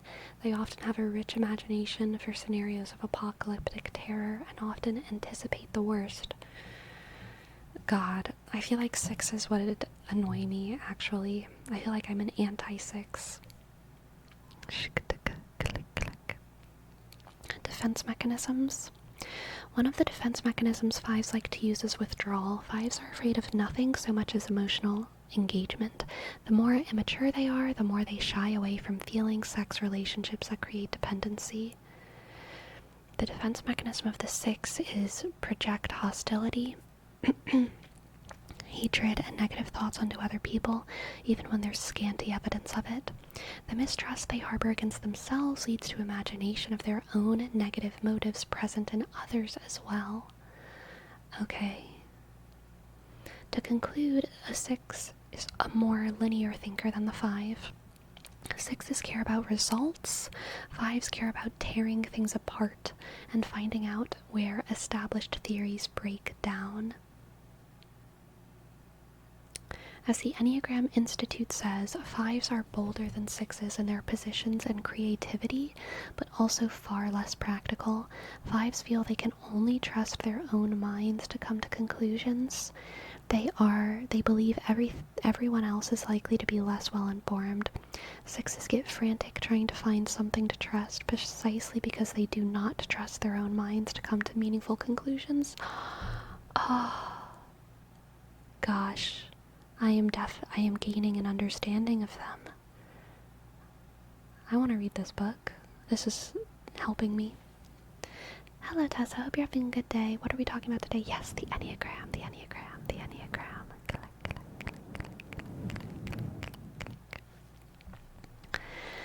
He has many positive things to say.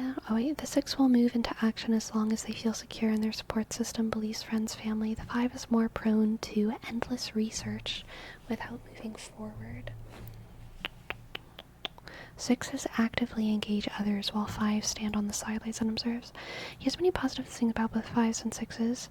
Fives' emotional attachment enables them to be completely objective, judge a situation. Six are warm-hearted, deeply emotional, highly original, and witty. But since fives are often glorified and made into the special and most desirable of the Enneagram types online, is that true? That's so funny. I can understand why, though. That's very funny. I wanted to focus on the negative traits and pitfalls, since the point of Enneagram is not to pat yourself on the back, but earnestly evaluate your motives and behavior. So true. It's a confessional system. Bears reminding that the readers most likely fives core is an INTP with IXTJ. Next, most feelers who type as fives are 4-wing 5 or 6-wing 5, since the desire to be unique, rare, and special and deep Enneagram 4 is motive, and the more self-trust based 6-wing 5 identifies with their wing. Interesting. Remembering the fears is important. The type 5 fears they cannot cope with the outside world, so they dive into book learning as a way to keep the world and its threats at a distance and put a barrier between them and the frightening outside world. They think if they read enough books or amass enough knowledge, they won't fail at life. The 6 fears they lack the sufficient inner ballast to go at life alone, so they seek for an external source in which to place their faith and give them a sense of security. Faith, an expert, the facts, a political party, a relationship, a family dynamic, a belief system. They engage with the outside world, but hesitantly. Ooh. Yeah. Ooh, I should listen to this stuff. That's good. Good knowledge. Good knowledge right there. Good knowledge right there. Click, click, click, click, click, click, click, click, click, click. Alright, let's read some more lyrics. Oh wait, it's in another tab. Alright, 5, type 5. Shika. Are you just reading Enneagram personalities, or is this your test you're reading through? We are talking about the Enneagram as a whole, and I am trying to make a little slideshow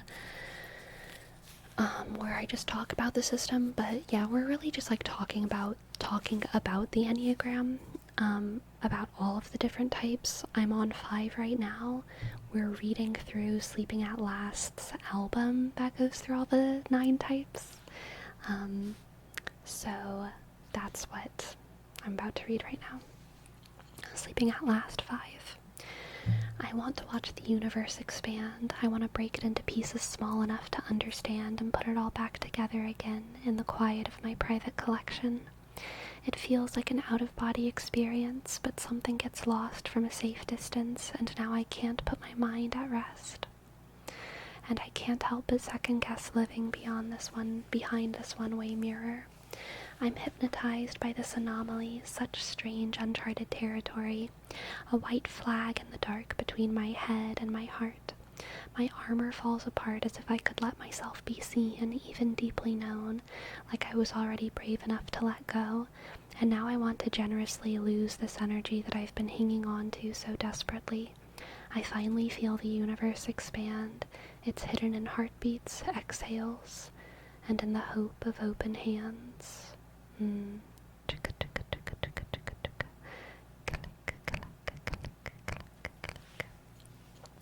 Sleepy, this might be a dumb question. Would you be able to put a read-only copy of the slideshow in the Discord or somewhere so we can reference it outside of the stream?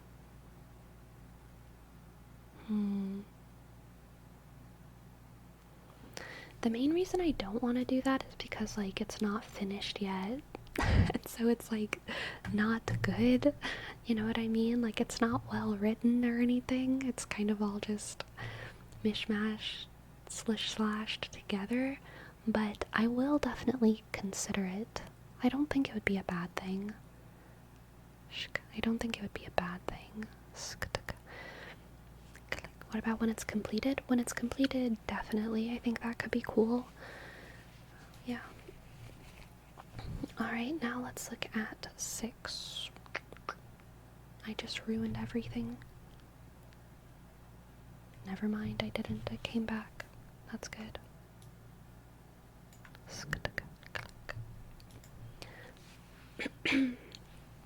Alright, 6.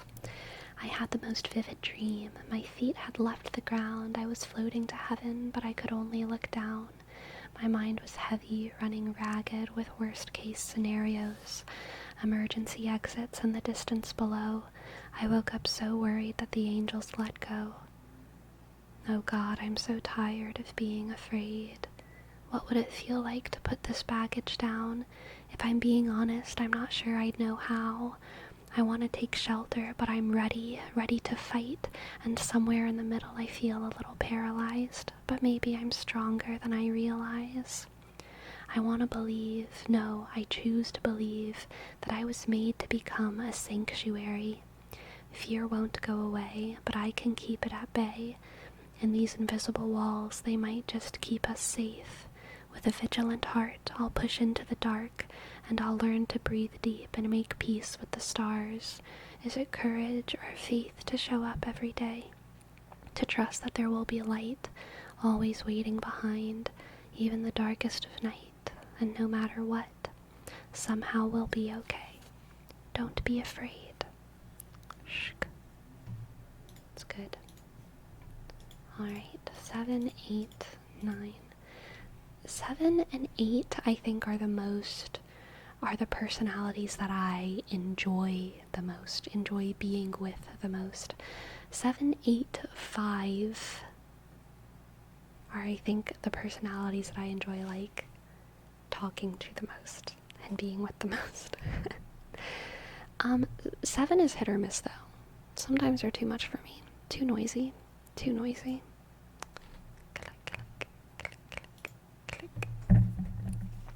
Alright, 7.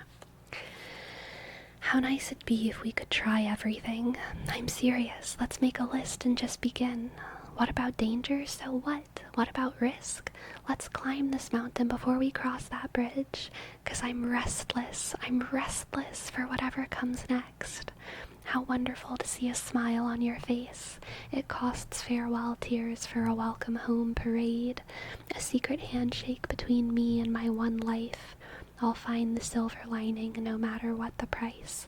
'Cause I'm hungry, oh, I'm hungry for whatever comes next. Let me tell you another secret of the trade. I feel like sinking when I'm standing in one place, so I look to the future and I book another flight. When everything feels heavy, I've learned to travel light.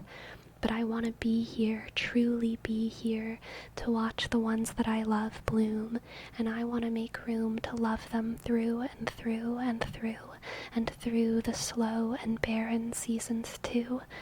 I feel hope deep in my bones.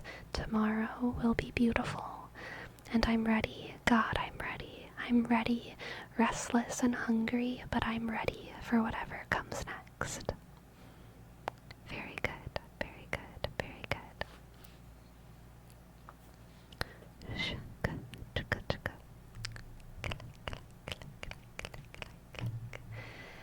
That one's fun. Yeah, it's like the only happy one. The 7s are the only happy type. Their inner wound is they're too happy, okay?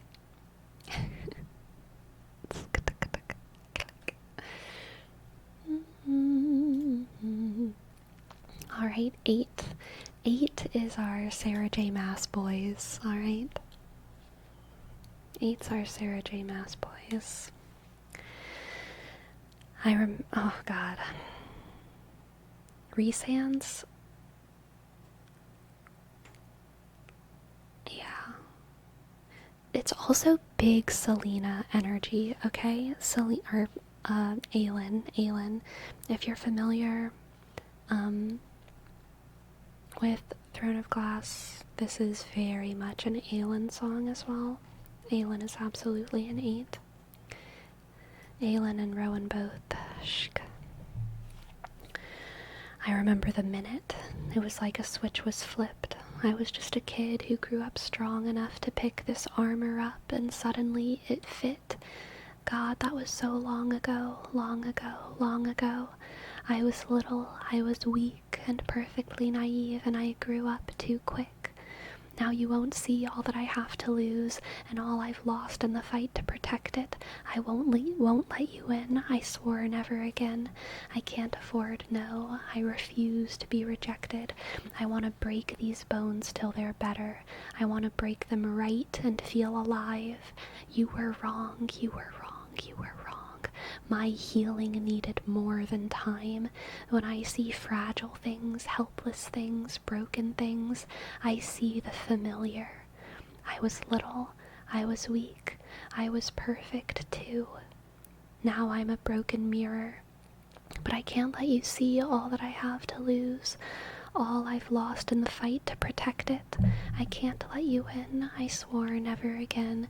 I can't afford to let myself be blindsided. I'm standing guard. I'm falling apart, and all I want is to trust you.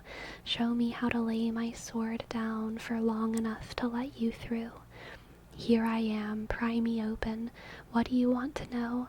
I'm just a kid who grew up scared enough to hold the door shut and bury my innocence. But here's a map, here's a shovel, here's my Achilles heel. I'm all in, palms out. I'm at your mercy now, and I'm ready to begin. I am strong, I am strong, I am strong enough to let you in. I will shake the ground with all my might, and I will pour my whole heart up to the surface, for the innocent, for the vulnerable, and I'll show up on the front lines with a purpose, and I'll give all I have. I'll give my blood, give my sweat, an ocean of tears will spill for what is broken. I'm shattered porcelain, glued back together again, invisible like I've never been. Shk.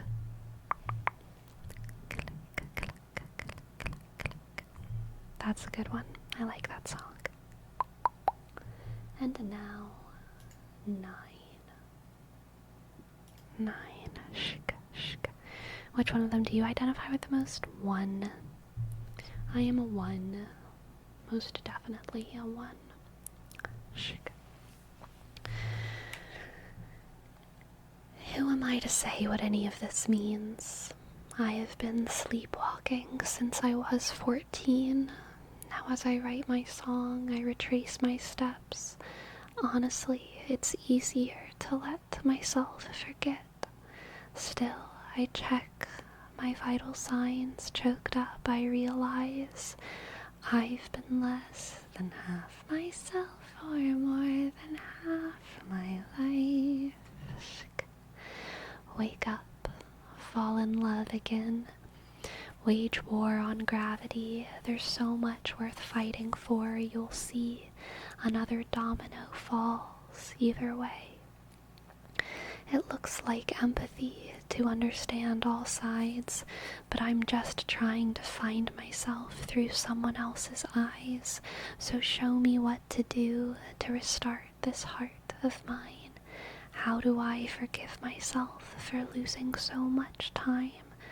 Wake up, roll up your sleeves. There's a chain reaction in your heart, muscle memory, remembering who you are. Stand up and fall in love again and again and again. Wage war on gravity. There's so much worth fighting for, you'll see. Another domino falls either way. A little at a time, I feel more alive. I let the scale tip and feel all of it. It's uncomfortable but right. We were born to try to see each other through. To know and love ourselves and others well is the most difficult and meaningful work we'll ever do. And that is the Sleeping at Last Enneagram album. I really do recommend you listen to it. It's a good album. Very good album. Very good album.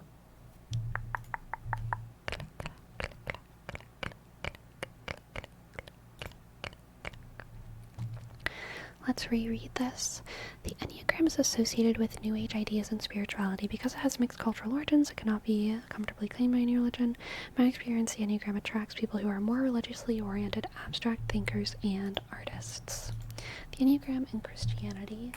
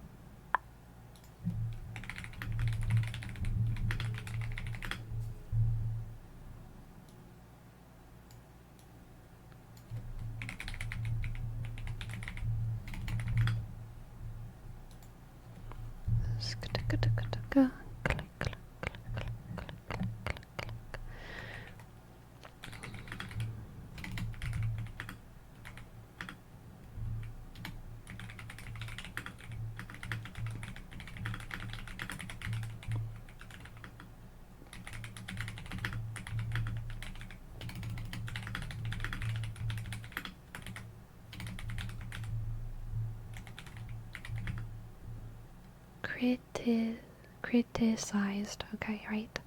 But it is also heavily criticized. It continues to be invoked in some Christian circles, but it is also heavily criticized. as part of the New Age movement,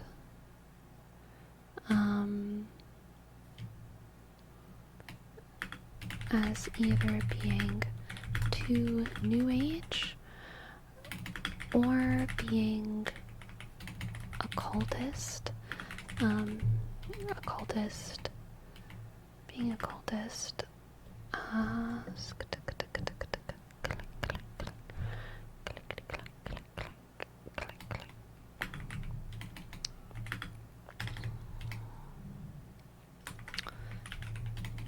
because the Enneagram is based on okay, let's see. Some Christian thinkers have compared the idea of ideas of the ego wound to original sin.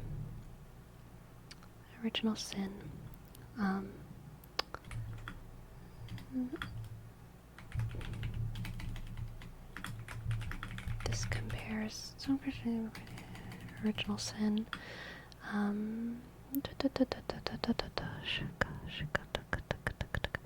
According to the random test I found, I'm a 1. Interesting.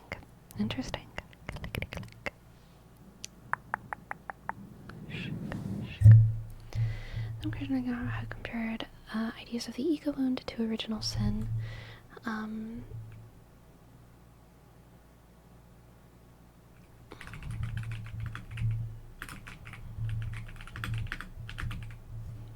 Enneagram is a system of an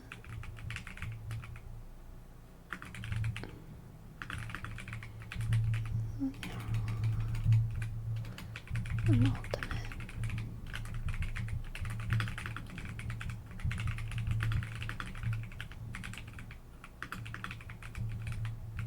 is utilized to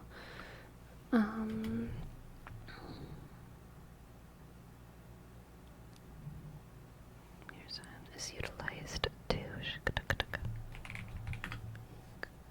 this comparison this comparison is easily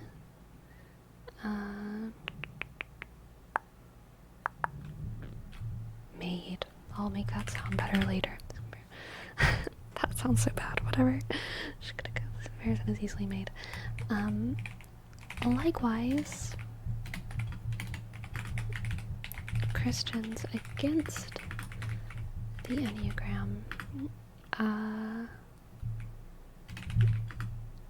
say that this comparison is inappropriate because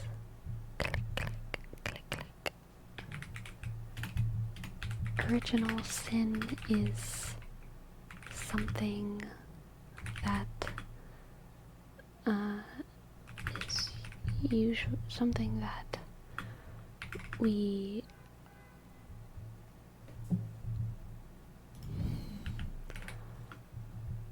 all have in the same way. Yeah.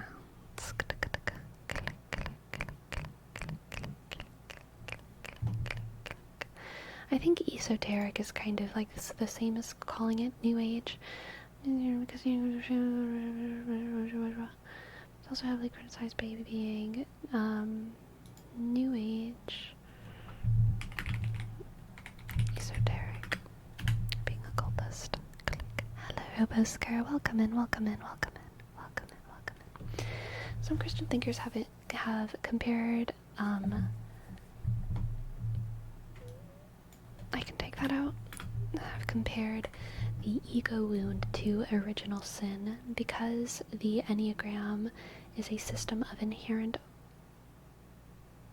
flaws and ultimate self-acceptance and forgiveness. This comparison is easily made. Likewise, Christians against the Enneagram say that this comparison is inappropriate because original sin is something that we all have in the same way.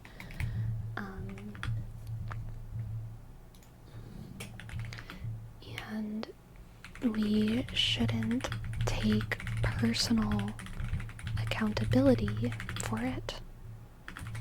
Rather, we should... I'll just say that.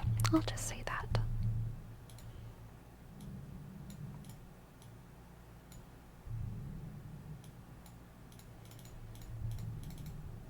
Why can I not type? There we go.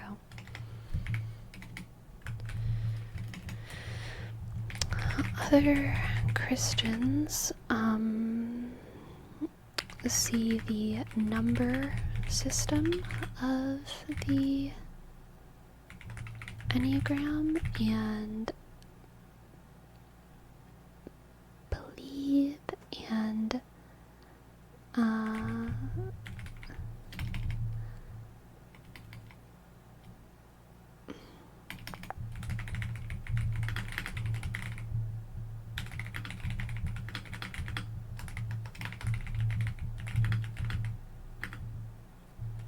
as a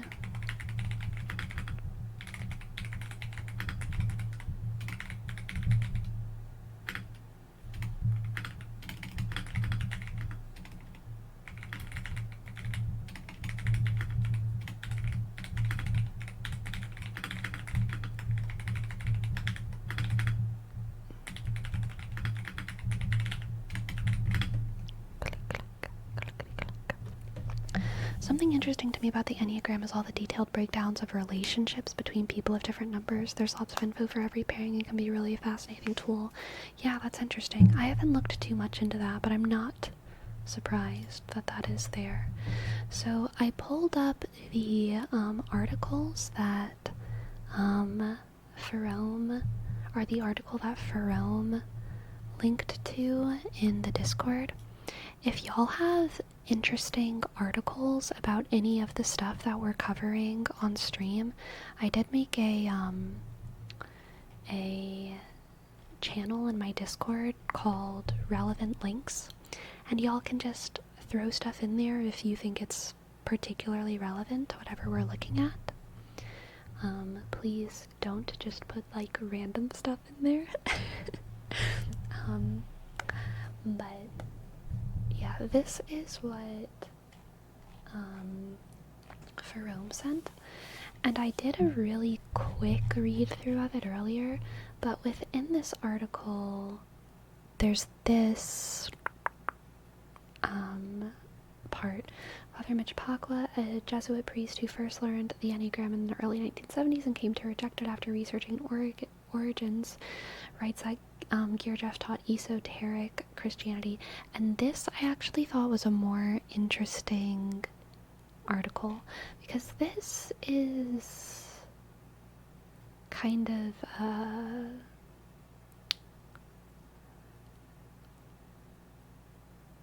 I don't know, it mostly had stuff that I think we had already talked about, but it is very interesting, and it does have a good, nice summary of the history.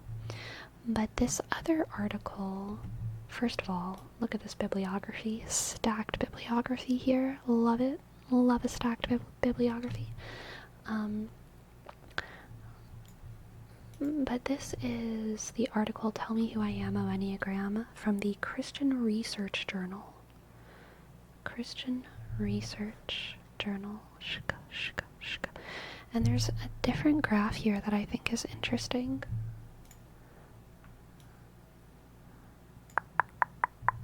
Anger, fear, and image. So this was what was called the gut type, the thinking type, or sorry, the gut type, the heart type, and the thinking type. So the gut type is what motivated by anger, the thinking type motivated by fear, and the heart type motivated by image. That's interesting. Interesting. Interesting.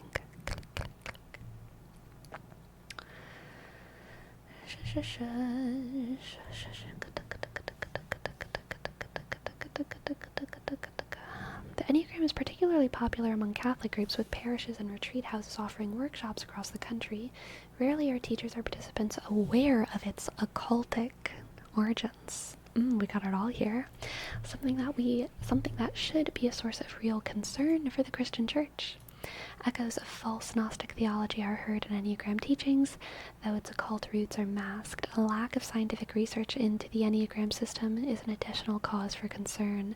This article will examine these three aspects of the Enneagram: its occultic roots, its Gnostic theology, and its lack of scientific support.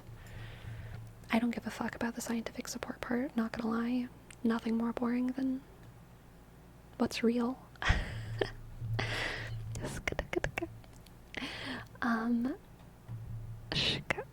Let's see. This we already kind of talked about. Sorry, I have a larger window than what y'all can see.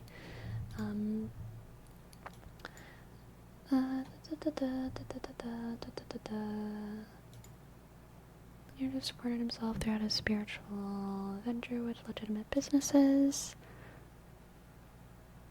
I feel like this is, oh wait, y'all actually can't see a lot of this. Sorry, my friends. Oh wait, no, you can't see most of it. We're okay. I feel like they're trying to kind of burn him right here.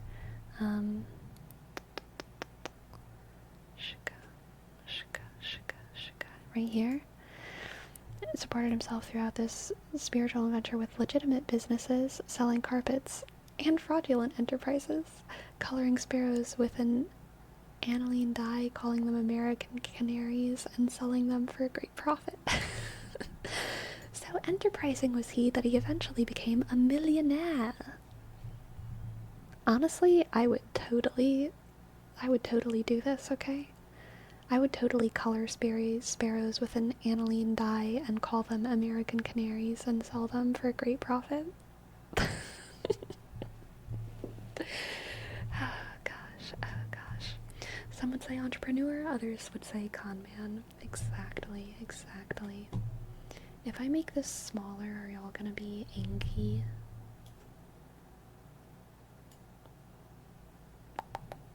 Are y'all angry? I'm already angry. Okay, I'll make it bigger. Never mind. I'll just cover my face. I just feel bad because I'm like.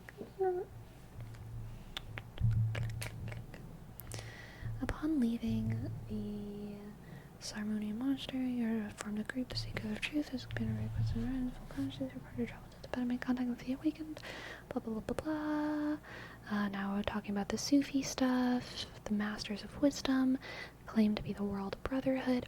See, these are just like words that like Catholics don't like because of racism, dare I say. But also like Catholics don't like this because Catholics don't like this not for like racist issues, but because of like authority issues, you know, like anyone who claims to be a master of wisdom, like, okay, only if you wear a silly little hat can you be called a master of wisdom. You know what I'm saying? In the Catholic schema, in the Catholic mind schema. The World Brotherhood, composed of all nationalities and religions. Yeah, see, to a Catholic, this is like a red flag, and this is or not a Catholic, a Christian whatever. Red flag. All nationalities and all nationalities? That's too many. All nationalities and religions? Too many. World Brotherhood does sound scary, though. It does a little bit. That sounds like that would be a problem. If everyone was a brother, that would be a problem. Where was I?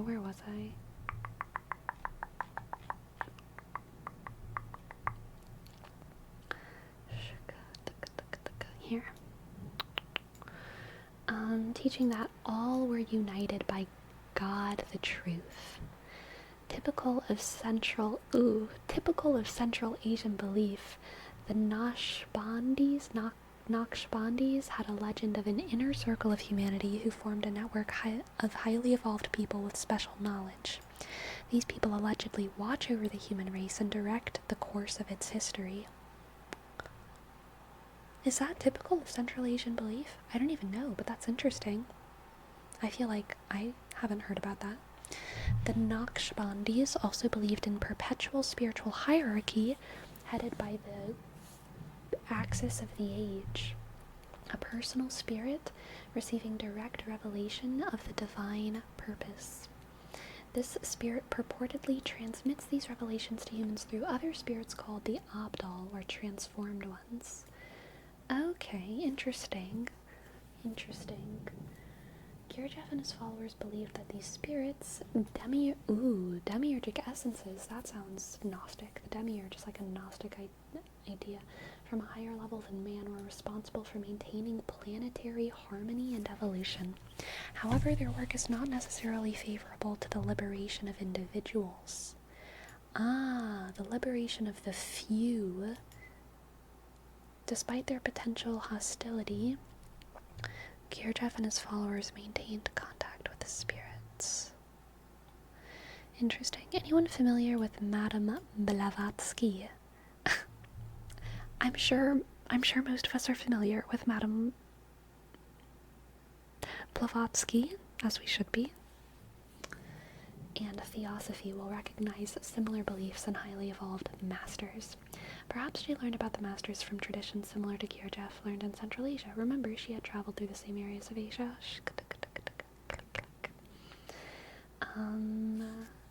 Gnostic stuff.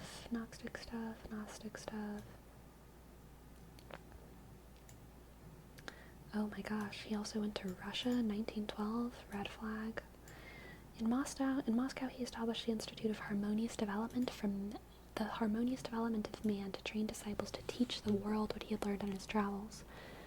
However, Moscow soon became an inopportune place for a millionaire. That's so true. So in 1915, he returned to Armenia, where it's much more comfortable to be a millionaire, apparently. The arrival of the Bolsheviks in Armenia meant the exit of a shady capitalist like Gurdjieff. Man, this guy cannot decide whether or not, this writer cannot decide whether or not capitalism is based or not.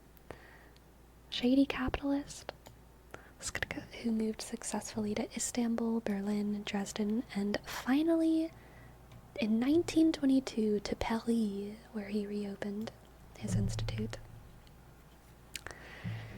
In Paris, he taught esoteric Christianity with a program to help students reach higher levels of consciousness. His Sufi Gnostic-inspired doctrine included the belief that everyone has 3 personal centers. So this is interesting to me. Because outside of researching categorization systems, this makes me want to research the New Age before the New Age, if that makes sense. Because obviously these are New Agey ideas that he's talking about. All of the aspects are here. He's like trained by geniuses of the East, and he comes to Western culture, and he talks about oneness and stuff. But it's like way before. It's early 1900s. This is like, what, 1922? It's before World War II. And whenever I think of the New Age, I'm usually thinking of like the 60s and post 60s, all the way like kind of through the 90s. I feel like New Agey stuff was happening. Even still to this day, I think there's some like New Agey stuff that's happening. So this makes me want to research, and actually this is something that's interesting to me in general, because I think the pre-New Age was part of what pressured Vatican II to happen, because already there was a rising popularization of these kind of decentralized belief systems. And that made Catholicism less appealing to a lot of people, and that was part of why Vatican II happened, was because there was a perspective in the church that we needed to become more modern, because Catholic ideas had gotten less like pleasant and fun, and they didn't really match kind of the cultures of a lot of these places as well. But it kind of backfired. It kind of backfired because Vatican II resulted in like a pretty large scale loss of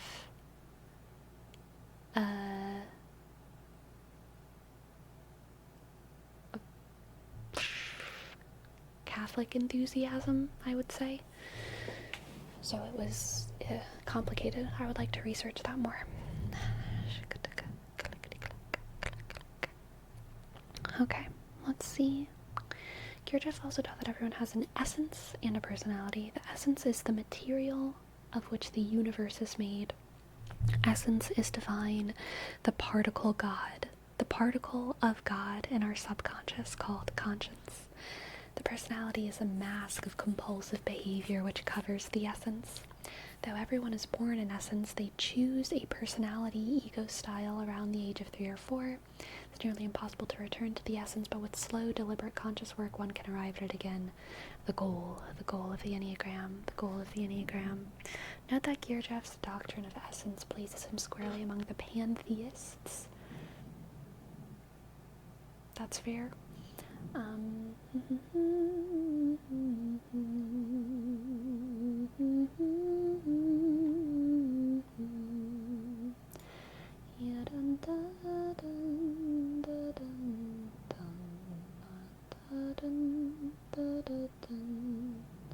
The Enneagram of cooking.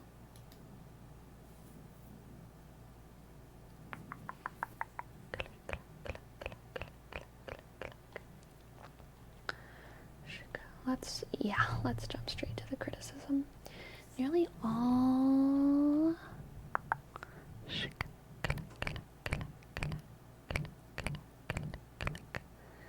Ooh, yeah, for him that was a good quote. The particle of God in our subconscious is conscience. Good quote, good quote, good quote. Good night, MNC. Sleep well, sleep well. Nearly all Enneagram books and lectures accept Kirchhoff's claim that the Enneagram is very ancient, originating in the Babylon or Mesopotamia. Faith in the Enneagram's antiquity is in effect a claim for its authority. However, in my studies of ancient literature and archaeology, I find no evidence for the Enneagram's existence in ancient times. Neither inscriptions nor drawings. In fact, Uspensky's books on Kirchhoff's are its earliest appearance. That's interesting.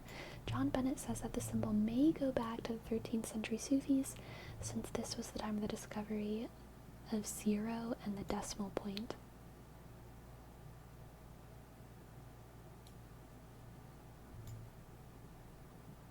This seems like a leap.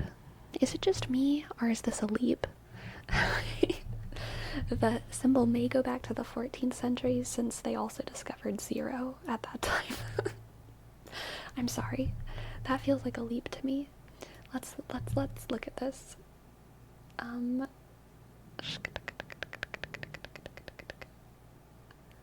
Is this Bennett 31?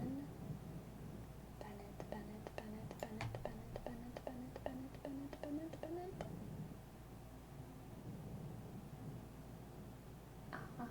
Okay. Bennett was a disciple of Kirchhoff who lived with him for a while. He researched Sufism and writes about the historical roots of the Enneagram. Interesting. Didn't we discover 0 way earlier?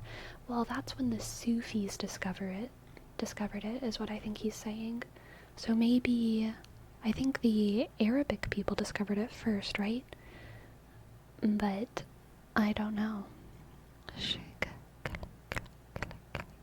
Where are my phlegm girlies at? We are actually going to do that one.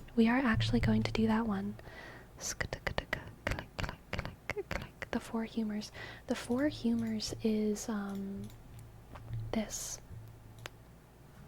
I actually want to call it that because it's not just Catholics who use it. But we are going to talk about the Four Humors. We are. The Sumerians had it like 5k BC.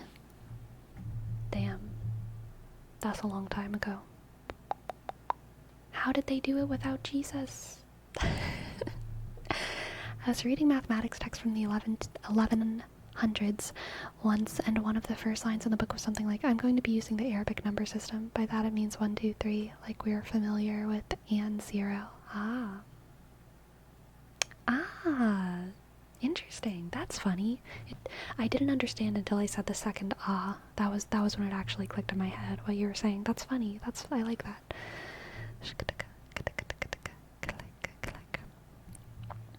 Wait, so they're discrediting Evagrius Ponticus and everything that happened in the Alexandria, Egypt? I think so. This guy is, at least.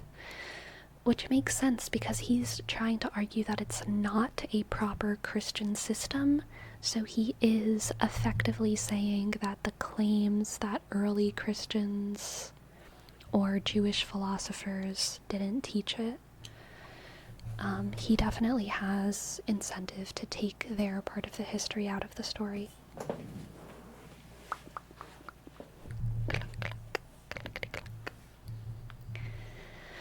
Now, where was I?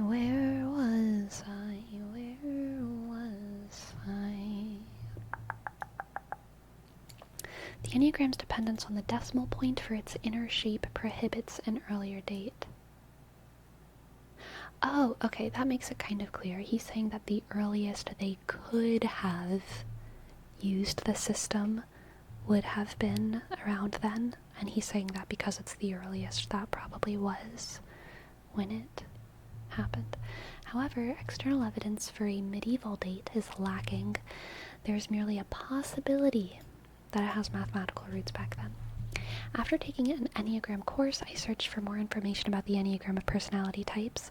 While Uspensky and the other Gurdjieff disciples described cosmic interpretations of the Enneagram or used it to describe the process of cooking, none of them described 9 personality types.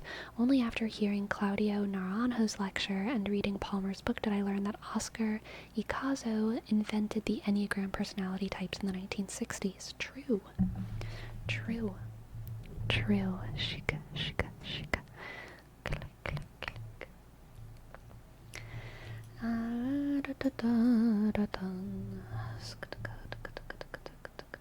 For instance, according to the system, the number 1 gets worse by following the direction of the arrow. 4 gets worse by coming like a 2, and so forth. People improve by moving in the direction opposite of the arrows. Remember that this inner dynamic of the 6-point figure of the triangle is based on the numerology of dividing 7 into 3. Wait. The numerology of dividing 7 into 1 or 3 into 1, a dynamic rooted in occultism and divination. Yeah, this is what I'm talking about with the thing. With this occultic dynamic with Icazo's priory structure in which he can form 9 personality types and other personalities through regression. Many people accept this and adjust their spiritual and psychological life to these principles. Even if one demythologizes occultism or assumes goodwill among those who are ignorant of the occultic roots, one must nonetheless demand an examination of this system by psychologists and behavioral scientists.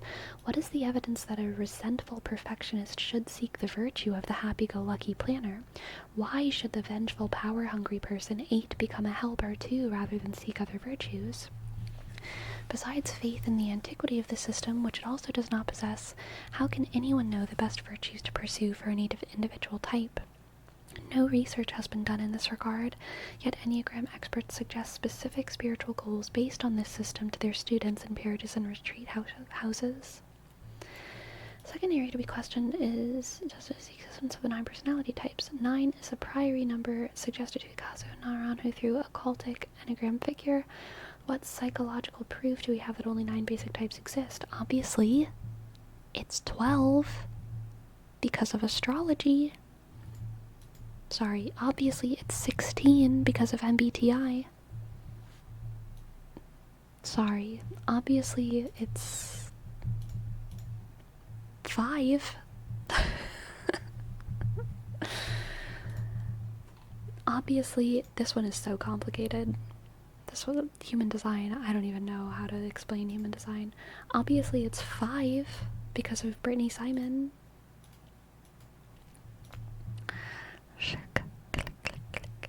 Okay.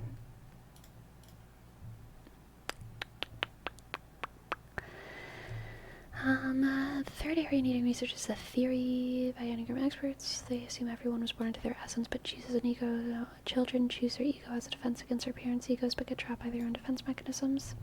The experts also teach Kirchhoff's theory, 3 centers of consciousness, mind, heart, and belly is true. Oh, our instinct. Yeah, that kind of validates what I was saying about... What did I call it? I said...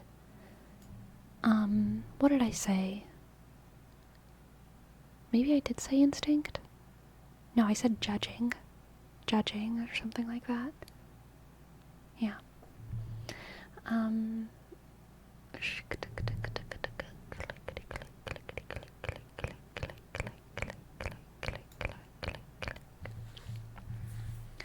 Theological problems.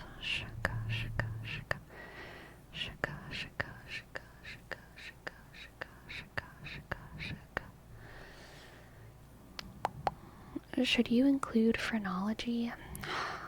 I don't think I want to, because I want to talk about systems that are kind of popular, and no one likes phrenology. No one is into that. Everyone says no to that one. Which is good. Which is good.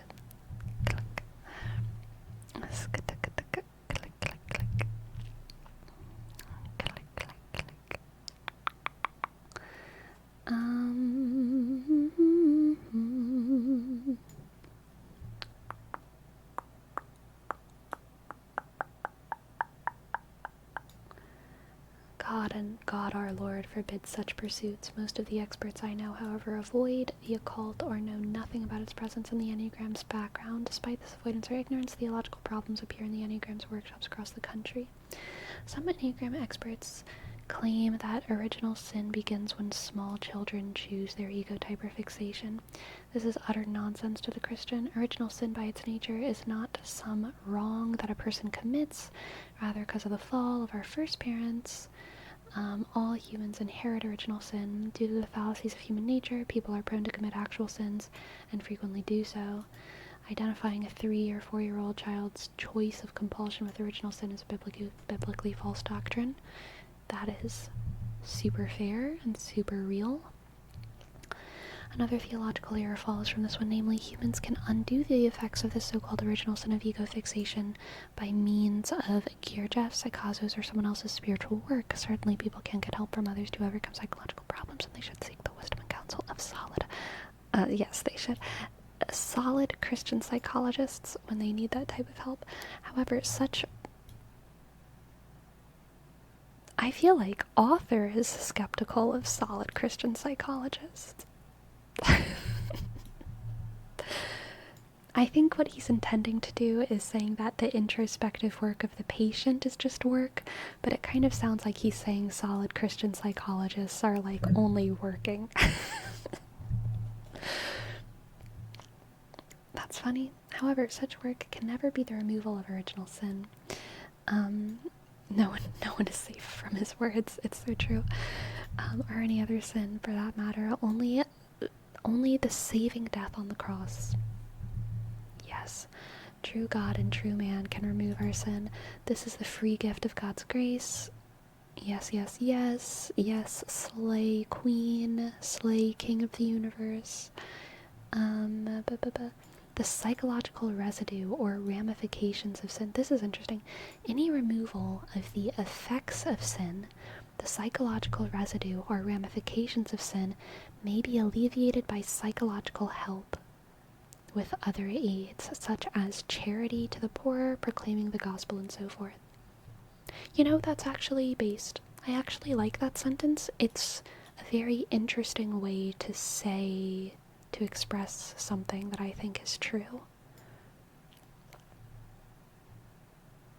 He's basically talking about, like, he's basically saying, like, God redeems us. We don't redeem ourselves, but we can make ourselves feel better by doing things that feel like redemption, which would be good works, which can redeem us in a small way, but like the only significant redemption that we have is like Christ's sacrifice. I kind of like that. How could psychological residue of sin be alleviated by charity to the poor? Just by helping you feel better with yourself? Yeah, I think that's what he's saying. Which is like true. Like, doing good works does make us feel a little better usually. Further, the prophet Isaiah wrote that wisdom, understanding, and the counsel of the gifts of the Holy Spirit. So we should seek psychological help from Christians blessed by these gifts. The Christians should know and proclaim to the world that even psychological techniques require God's grace if they are to be effective in recovering the effects of our sin. Both the forgiveness of our sins and the removal of their effects demands God's unearned grace in our lives. Another theological error is the claim that Jesus our Lord possesses the virtues of all 9 types within himself. That's an interesting claim. Only a contrived exegesis interpretation of the Gospels permits this silly idea. Assessing someone's personality is very difficult, even when that person speaks directly to a therapist or interviewer. Determining our blessed Lord's personality type from the Gospels is an abuse both of scripture and therapeutic technique. I agree. Something like disgusts me about the idea of people typing Jesus. Oh gosh, I don't know what like religious instinct is in my brain, but that's like acting right here. But like the idea of someone trying to like MBTI type Jesus, like really like like my gut, my instinct, my, dare I say, my anger as a type 1, the perfectionist is activated, okay? I am being activated right now at the idea of typing Jesus.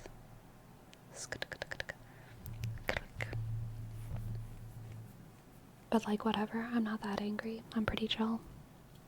Yeah, because Jesus wasn't in a therapeutic setting and all that. Not really fair. Right. It's like weird. It's like trying to like say like, would Jesus say GIF or GIF? Like, shut up.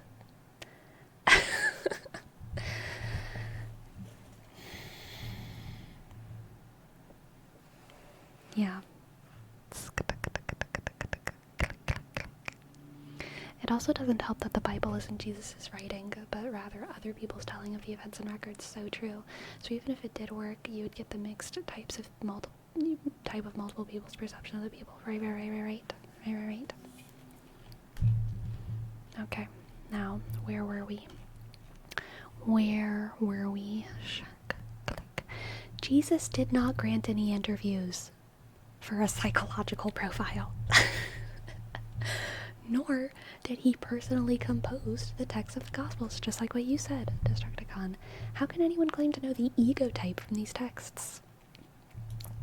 Furthermore, the evangelists did not intend to give us a psychological profile of Jesus. They intended to proclaim the gospel that God became flesh, died on a cross, rose from the dead, and thereby redeemed the world.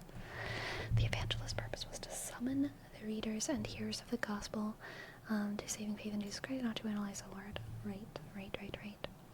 Naranjo taught that the holy idea of virtue, or each type, any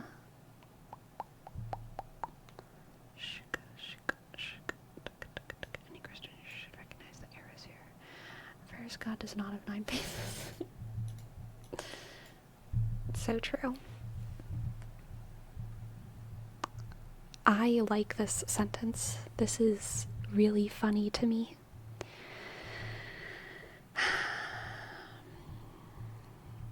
First, God does not have 9 faces. It's really funny to me. Jesus our Lord revealed that there are 3 co-equal persons in one God, forming what the church has long called the Trinity. However, these 3 persons are neither multiplying nor subdividing into 9 faces. This is a silly way to speak, ungrounded in divine revelation or common sense. I also like this sentence. This whole paragraph is gold. Whenever someone says anything silly, I want to say this. That's a silly way to speak, ungrounded in divine revelation or common sense. That's a silly way to speak, ungrounded in divine revelation or common sense. That's really funny. Copy and paste it somewhere where you'll remember. Okay.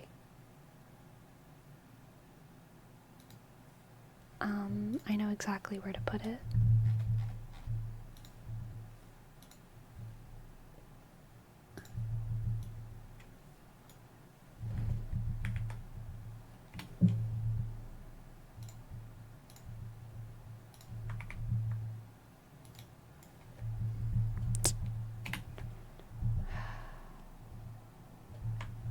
Can someone remind me how to paste without formatting? Wait, I can figure it out. Control-Shift-V. Okay, Control-Shift-V. Why is it white? I don't want it to be white.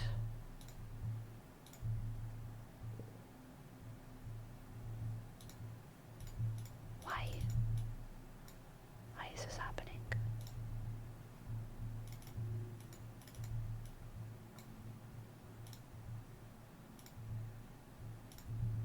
There we go.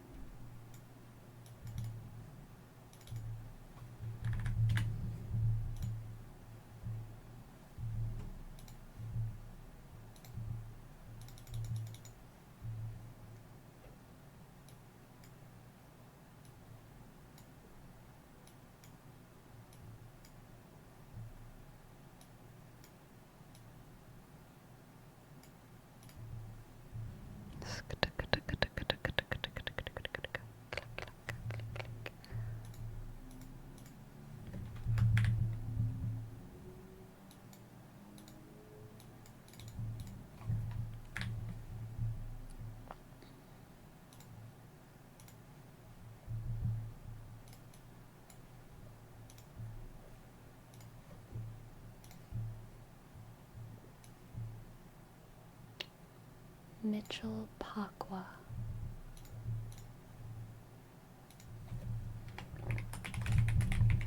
Mitchell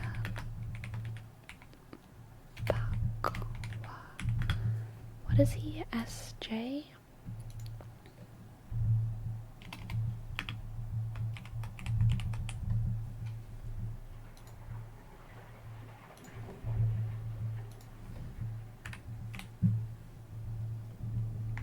Oh my god.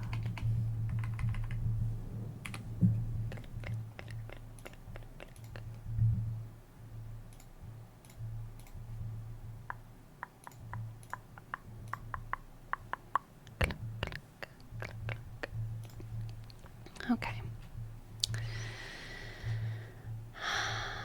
Second, no human can turn the face of God upside down, right side up, or any other way. God is our uncreated sovereign, unmoved by created beings in any direction. Claiming that the upside down face of God is a demon moves beyond absurdity to blasphemy. God, who is all good and all loving, cannot be remolded into a demon. No one should speak that way. I like this guy. I want to read more of his stuff. Third, as is true of sin, also with demons, we humans cannot free ourselves from the demons. God delivers us from them. No technique or meditation delivers us from power of evil through elemental spirits. Jesus is our Savior, saves us from these evils. The Enneagram practitioners and anyone tempted to take their courses must become aware that their doctrine must conform to Scripture, and at least in the view of the Catholic, but also to a lesser extent for many Protestant teaching, wherever their teaching does not conform to God's revelation, they must adapt themselves to God, no matter how esoteric the Sufi tradition or what the claim may be. They will have to account to God for speaking so false doctrine in the Church of Christ. Base takes, but he makes them so funny. I agree, he does make them pretty funny.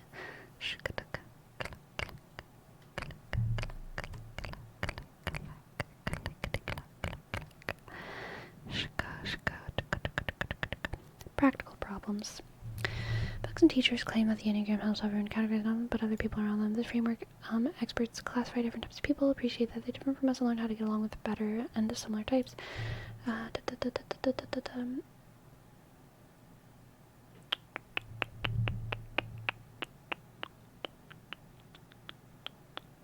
This I actually read earlier, this specific paragraph. I didn't read all of this earlier, but I was opening this tab and I read this and I was like, this applies to all of these systems, and it is a very important thing that I want us to know.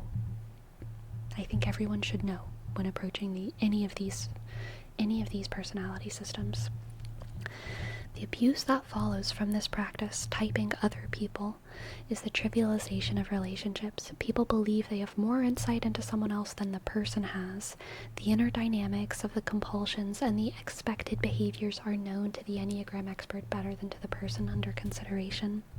This opens some people to the abuse of relating to others on the basis of their Enneagram expectation, rather than what people actually choose to reveal about themselves. This is not healthy, but potentially abusive. I have done it and seen others do it. Unleashing this on parish groups opens the way to serious problems in the time between the end of the workshop and the cooling down of the Enneagram fad. I also want to copy this. I think I want to talk about in like probably, some of these earlier slides, and maybe next stream where we're talking about this, we can organize this, but I kind of want to talk a little bit more deeply about my whys for why am I doing this, and talk a little bit more about my feelings on typing systems as a whole in make a structured couple slides about it. But I don't really feel like going into that right now, so I'm just gonna pop this quote here for now, and we will get back to it later at some point.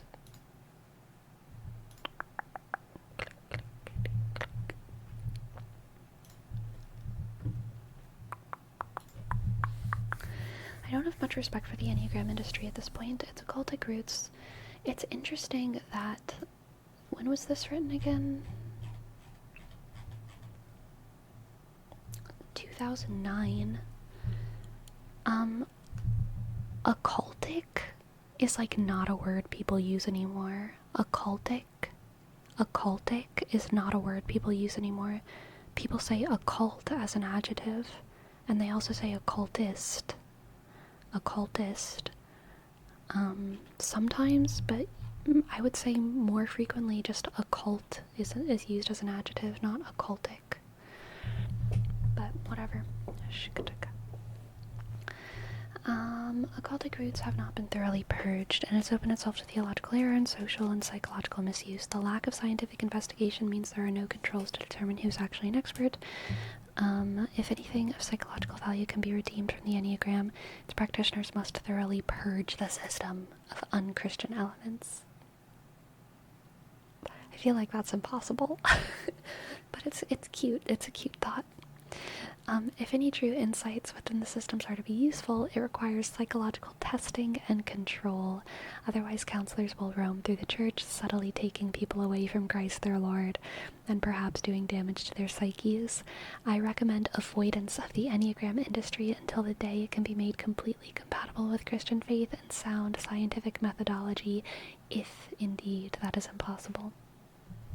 Oh, ooh, a little bit of a profile on this dude. Professor of Scripture and Hebrew at Loyola University of Chicago when this was written. His books on the New Age movement, Catholics in the New Age, How Good People Are Being Drawn in Jungian Psychology, the Enneagram, and the Age of Aquarius, includes 2 chapters on the Enneagram and was published in 1962 or 1992. I might need to get my hands on that. Also, look at this stacked bibliography. So, this is why bibliographies are great, okay? So many people who don't like research and don't like writing, don't like bibliographies and don't like being made to write a bibliography, but you can learn so much just from reading a bibliography, so much more than you could from just a list of links or something, because you have an author's name, which oftentimes you have cultural signifiers in, you have the title of their book, when they wrote it, and sometimes, other stuff. It looks like he has a very tiny annotation here, and the publishing company also can have cultural signifiers in it. You can get so much from just you can learn so much about the perspective of an author. And just in general, you can just learn things by looking at titles and looking at authors, and it's why bibliographies are cool, okay? So, especially in high school and in undergraduate environments, there's so many students, I think, who feel like the concept of a bibliography is archaic and unnecessary because we live in the age of information, but it's not. It is still so good and useful to have a bibliography like this because it's just so much information all right there, all at once, all the time. And that's super helpful, especially if you're interested in a topic. You can obviously use this as a research list as well. Be like, oh, I want to find this book. I want to blah, blah, blah. But that's only one use. The primary use of a bibliography is just to actually look at it and understand the perspective of the author of this piece, and to kind of fill your brain with oh, all these books are written in the 60s. That gives me a little bit more of insight into the actual history of the Enneagram. I guess a lot of people are writing stuff about it in the 60s. Bibliographies are awesome.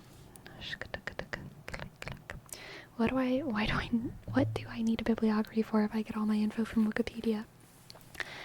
To be fair, Wikipedia is a pretty good stage 1 research website, because Wikipedia has a bibliography.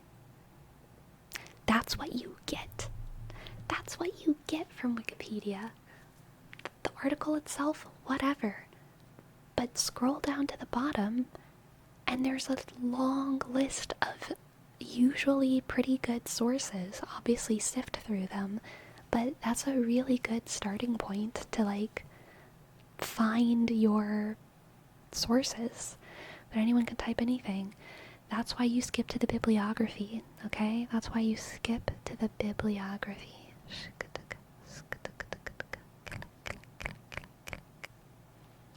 What's this PowerPoint for? Literally nothing right now. I have done this before where I've just wanted to deep dive into a topic. I've wanted to research something I've wanted to write about something for the sake of researching it, because it helps me learn about things that I'm interested in. But I don't have any plans to use this for anything. It's just a tool for my own, it's like a framework for my own rabbit holing, basically.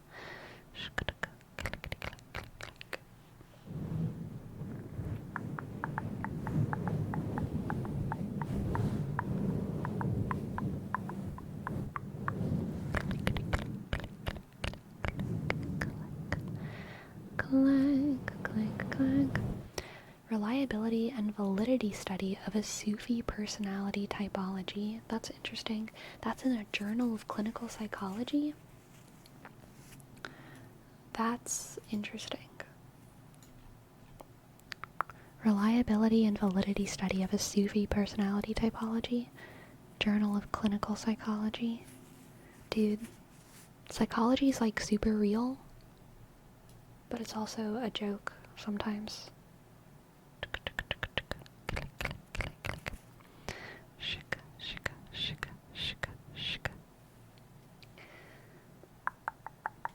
Understanding the Enneagram, the practical guide to personality types. Enneagram. Fragments of an unknown teaching. Though the Enneagram symbolism is taught in its books, one searches in vain for information about the Enneagram personality. What a burn. This annotation is such a burn. This author read this whole fucking book and got nothing out of it. And so he wrote this annotation. That's funny.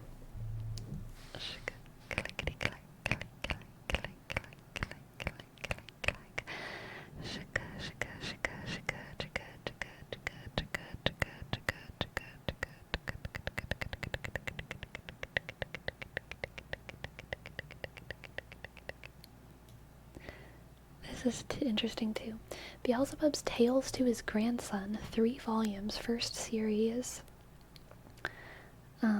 More of Gurdjieff's philosophy meant to introduce people to the strangeness of his ideas and, in quotes, destroy mercilessly the beliefs and views about everything existing in the world. Very postmodern. Very postmodern.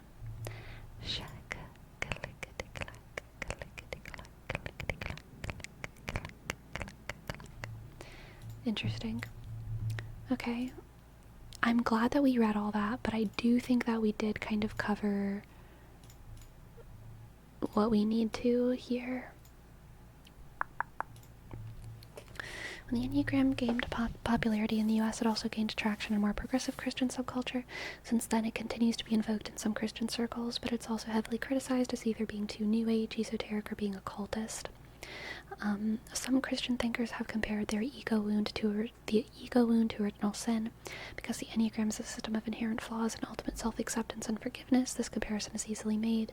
Likewise, Christians against the Enneagram say that this comparison is inappropriate because original sin is something that we all have in the same way, and we shouldn't take personal accountability for it. Or aim to redeem ourselves of it because JC did that. Other Christians interpret the numbering system of the Enneagram as an expression of occultist numerology and are therefore highly suspicious of any truths it claims to reveal. Yep. Yes, it is break time.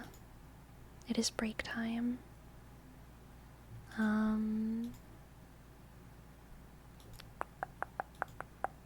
So let's do that. Let's do that. Let's go on a break. I will be back in 5 minutes, my friends. And then we will do something else. I don't know what we're gonna do. I don't know what, if we should go to another typing system, or if we should talk more about the Enneagram. So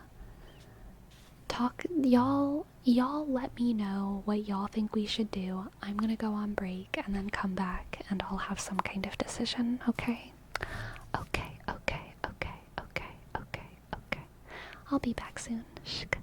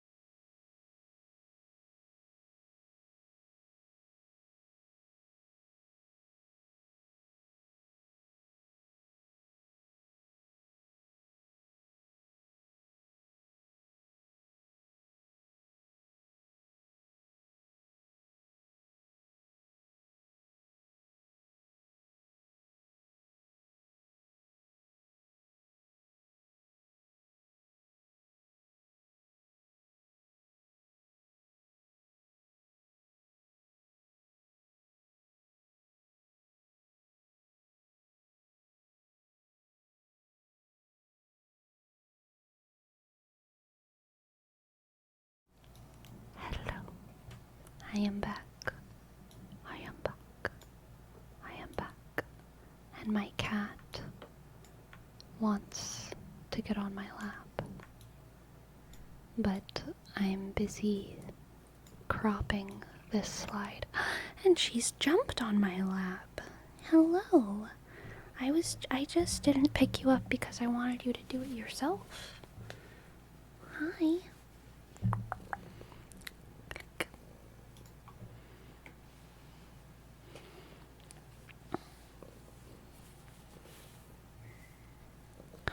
Shaka, shaka, shaka, shaka. How are y'all doing? I think what we should do is move on. I think we can take away Enneagram examples. I don't think we need that. So Big 5 is going to be kind of new and interesting to me. I don't know too much about it, but I know a little bit about it. Okay, Sleepy, you're becoming one of my favorite ASMR artists. I love all the discussions you have and your voice is lovely. Aw, thank you, Ringo Star. I appreciate it. Thank you. Thank you. Thank you, thank you, thank you. So, Big 5 is used by psychologists, I would say, not as a medical tool, but as kind of more of like a communication tool. Like, they talk about it, they invoke it, but it's not like science. It's just like science, you know what I mean? Kind of like MBTI. The janky gamer says, I concur. Good, good. Oh wait, are you concurring with Ringo Starr or what I said about psychologists? Either one, I'm glad to hear it. Let's see.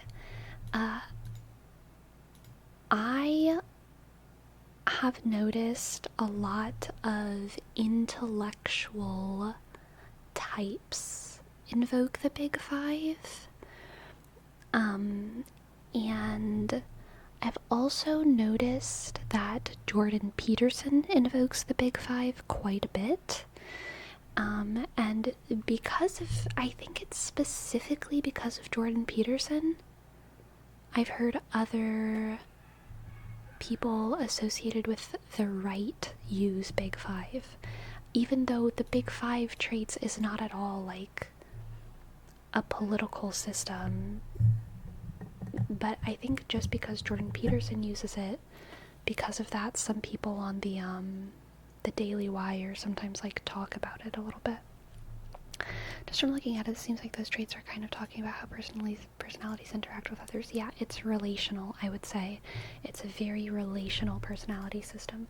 So, from what I know, the Big 5 talks about sort of 5 spectrums, and you exist somewhere on each of those 5 spectrums, and it mostly has to do with like your communication style and how you operate like in public spaces. So it's like openness, conscientiousness, something, and neuroticism. I don't remember what these 2 are. And I don't know when it was formed, I don't know who made it, I don't know how old it is or anything like that. Extroversion and agreeableness. Right. Also, I debated taking this one out of the whole slideshow because you're not actually assigned like a type with a name. You just say like, oh, I'm high in openness, or oh, I'm low on agreeableness, or I'm high in neuroticism, or I'm low on extroversion. You don't like really get an assigned category. So I considered taking it out. I'm still considering taking it out. I don't know.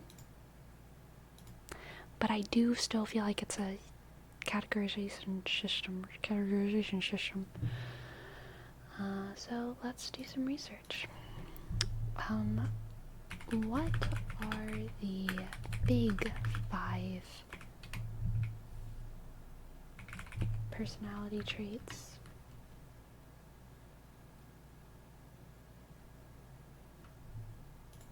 Starting on Wikipedia. this is just going to be hard for y'all to read. I don't feel like reformatting because I'm not going to stay on this website for long. In trait theory,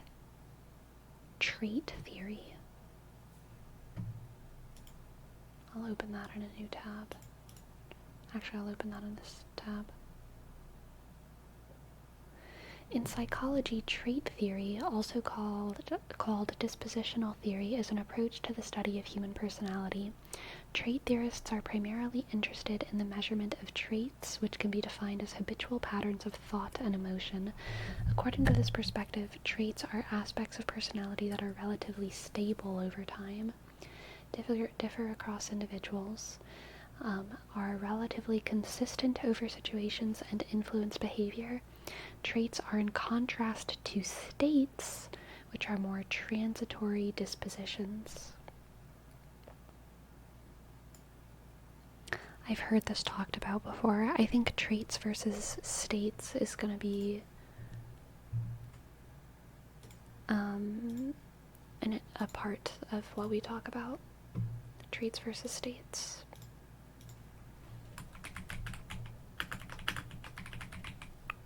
That's going to be a section. In some theories and systems, traits are something that either a person has or does not have, but in many other traits are dimensions such as extroversion versus introversion, with each person rating somewhere on the spectrum.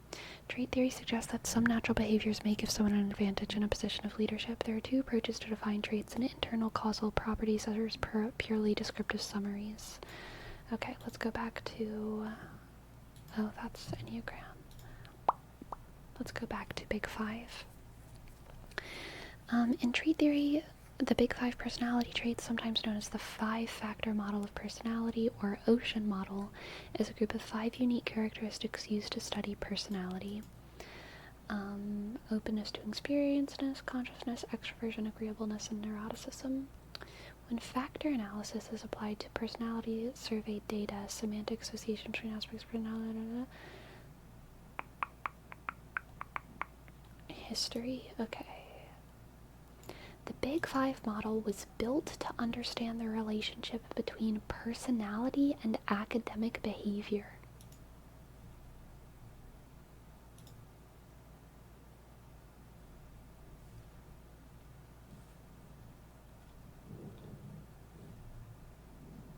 Psychological Bulletin, 2009, volume 135.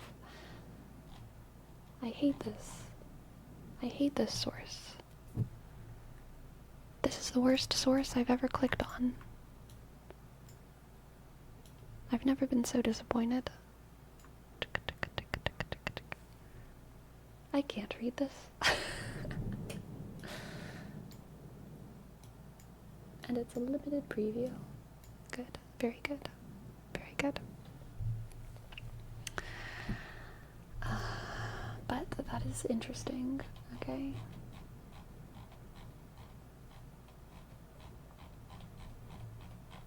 Dang, this page is long.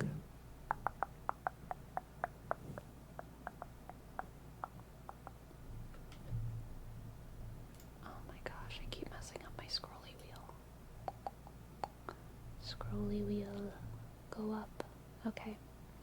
Initial model was advanced in 1958 by Ernest Tupes and Raymond Cristal, research psychologists working at Lackland Air Force Base in Texas, but failed to reach scholars and scientists until the 1980s. Let's see if we can find an article specifically on the history of the Big Five model. History of the Big Five model personality. Shuk.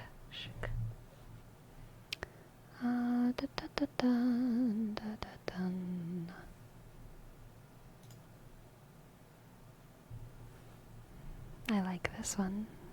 Click, click, click.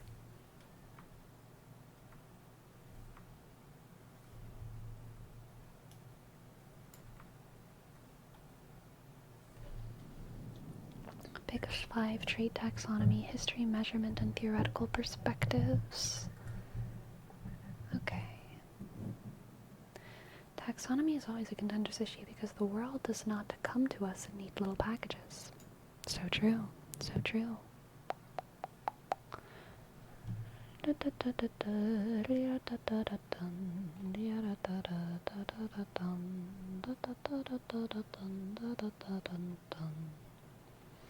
In this chapter, we first review the history of the Big Five, including the discovery of the 5 dimensions, research replicating and extending the model, its convergence with research in the questionnaire tradition, and the development of several instruments to measure the Big Five. I mostly just care about the discovery. One starting place for a shared taxonomy is the natural language of personality descriptions, beginning with Claudius, Baumgarten, and Albert and Audbert. These sound like fake names. Baumgarten, Albert, and Audbert. This is like what I would do if I was writing like a comedy about German people.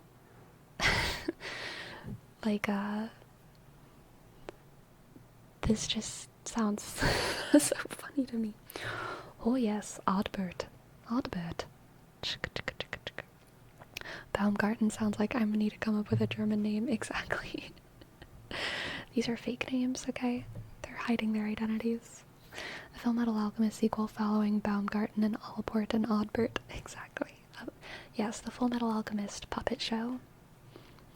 Various psychologists have turned to the natural language as a source of attributes in scientific taxonomy. This work, beginning with the extraction of all personality-relevant terms from the dictionary. That is interesting. They started their research by looking at every personality-related term in the dictionary. Interesting. Thus, the personality vocabulary contained in the dictionaries of the natural language provides an extensive yet finite set of attributes that the people speaking the language have found important. Following Baumgarten's work in German, Albert and Audbert conducted a seminal lexical study of personality-relevant terms in an unabridged English dictionary. They included all the terms that could be used to distinguish the behavior of one being human from another. Their complete list amounted to almost 18,000 terms. At that time, the staggering size of this list seemed like a semantic nightmare. Albert and Audbert thought that organizing these thousands of personality attributes into satisfactory taxonomy, genuinely, like, I want to see a movie about Albert and Audbert. Or a play. A 2-man play. Come on, please. I love small cast, long productions that are very boring and very wordy. Those are my favorites. A movie of them checking a dictionary? Yes, it would be so funny. I want it to be a comedy. Like 2 really good actors, just with fantastic chemistry. You know? Alright, let's see. Southern personalities and satisfaction will keep them psychologists the work of a lifetime. Indeed, this task has occupied personality psychologists for more than 60 years. Albert and Audbert tried to bring some order to the semantic nightmare they had created. What kinds of person descriptors are included in the dictionary? Albert and Audbert identified 4 major categories. The first category, personality traits, included personality traits which they defined as generalized and personalized determining tendencies, consistent and stable models of an individual's adjustment to their environment. The second category included temporary states, moods, and activities, such as afraid, rejoicing, elated. The third category consisted of highly evaluative judgments of personal conduct and reputation, such as excellent, worthy, average, and irritating. Although these terms presuppose some traits within the individual, they do not indicate the specific attributes that gave rise to the individual's evaluation by others or society in general. Okay, so let's get started writing. In the 1930s, In the 1930s,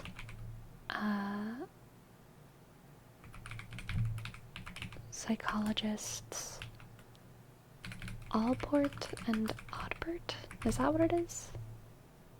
Did I say it right? Allport and Odbert, yes. Began studying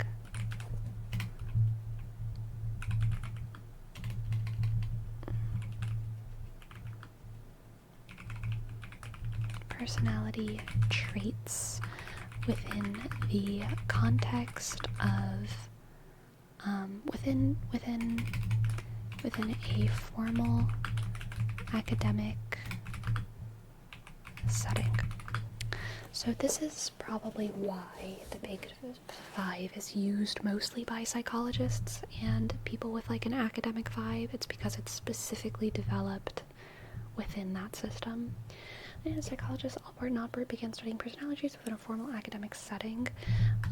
They utilized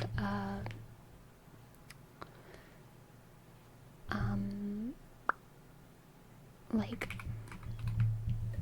Jesus, I'm sorry, I can't type.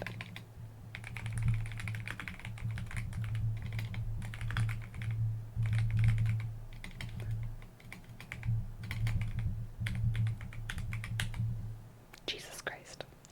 They devised conventional research methodologies rather than natural intuition, wisdom, or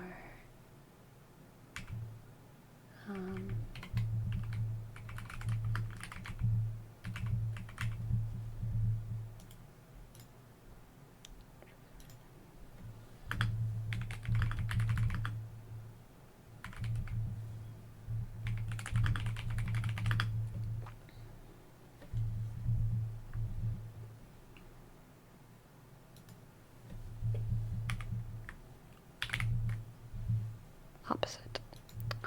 These are conventional research methodologies rather than spiritual intuition, wisdom, or research technology, like other typing systems.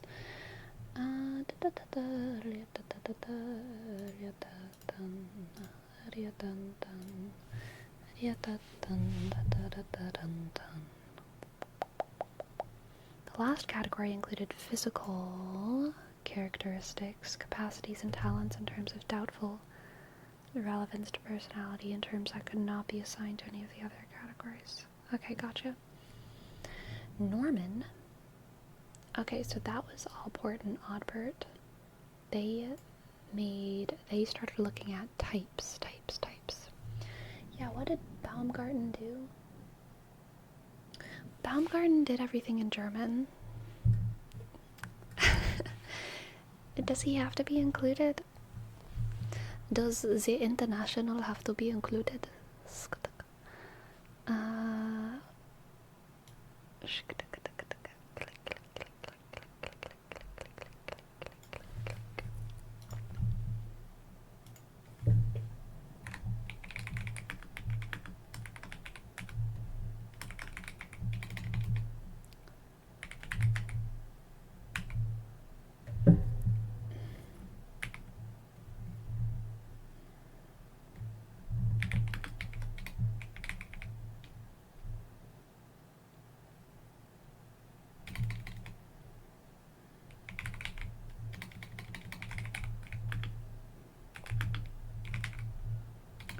In trait psychology.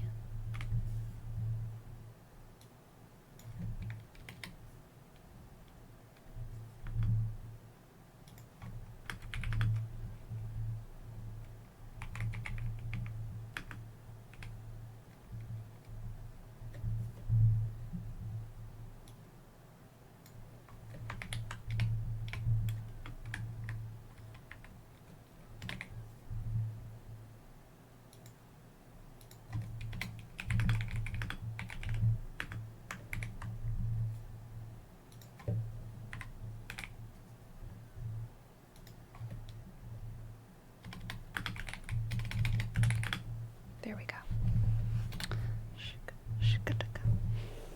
Don't know if they were inspired by it. Okay. Formal academic. Their work was a continuation, a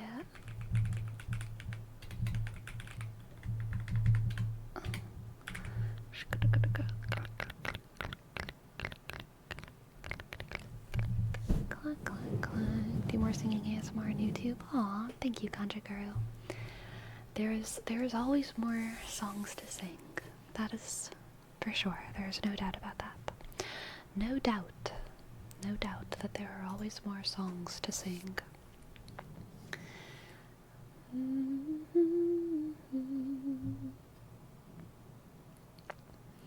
Norman collaborated with them, elaborated, sorry, divided the domain to 7 content categories. I'm gonna skip Norman,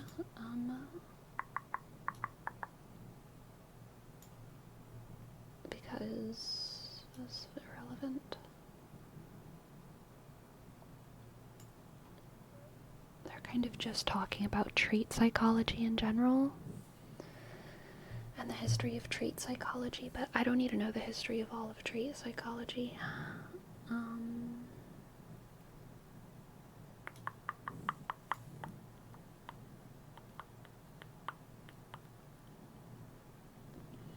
Clustering procedures, well as overview the psychological literature time.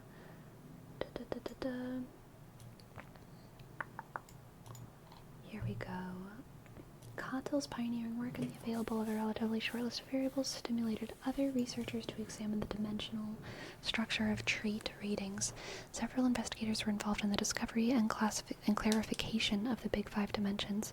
First, Fisk constructed much simplified descriptions from 22 of Cotill's variables. The factor structure derived from self-ratings, ratings by peers, and ratings of psychological staff members were highly similar and resembled what would be later known as the Big Five. To clarify these factors, Tupas and Cristal reanalyzed correlation matrices from 8 different samples, ranging from airmen with no more than high school education to 5-year graduate students, and included ratings by peers, supervisors, teachers, and experienced clinicians in settings as diverse as military training courses and sorority houses. In all the analyses, Tupes and Cristal found 5 relatively strong and recurrent factors, and nothing more of any consequence.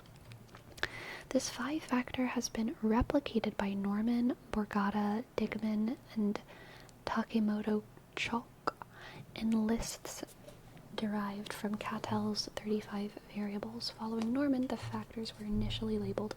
Okay, so this was a massive psychological collaborative effort. Okay.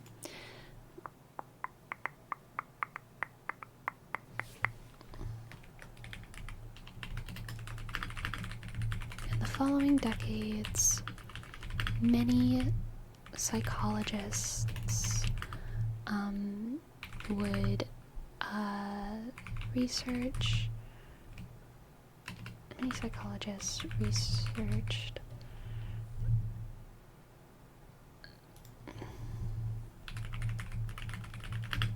many international psychologists researched psychology of many did trait analysis,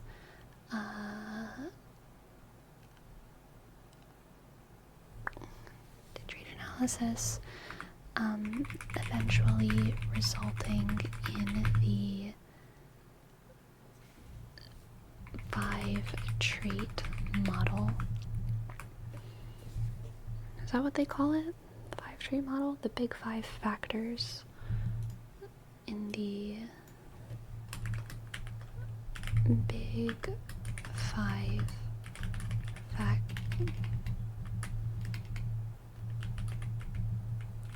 factors. I finished working for the day and I'm mad at my data. Did you also find 18,000 different words in the dictionary that you have to analyze individually and categorize, like Allport and Oddbert? Because I would also be mad at my data if that was my life. I would also definitely be mad at my data if that was my life. Shik, shik, shik, shik.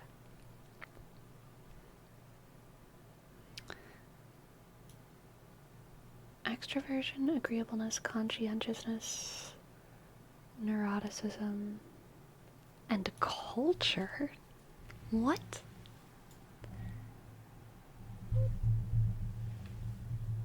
That's what it was originally called?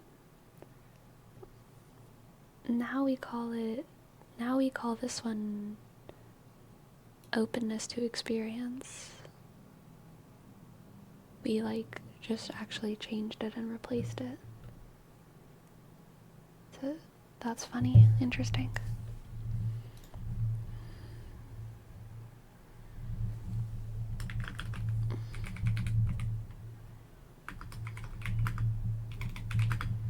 This personality model,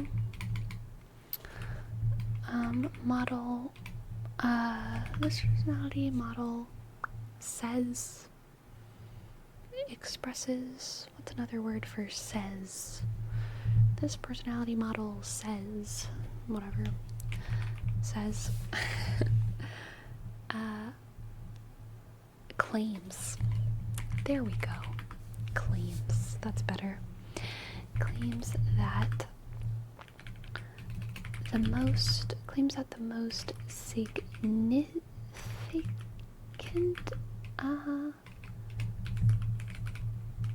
influential traits in our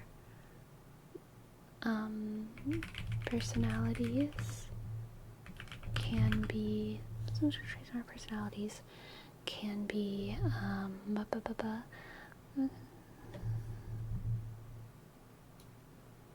in our personalities. Oh, that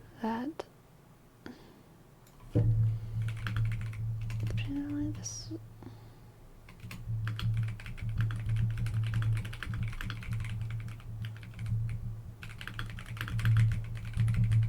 can be reduced, can be expressed as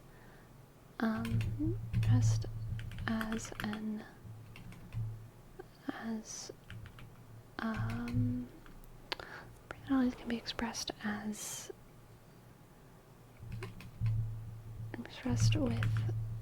with an amount of all of these five traits. This model claims that our personalities can be expressed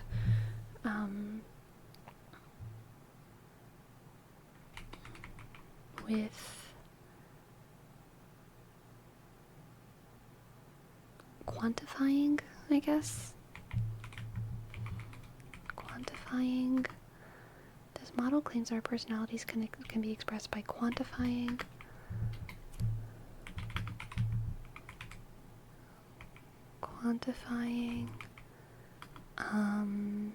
the influence of 5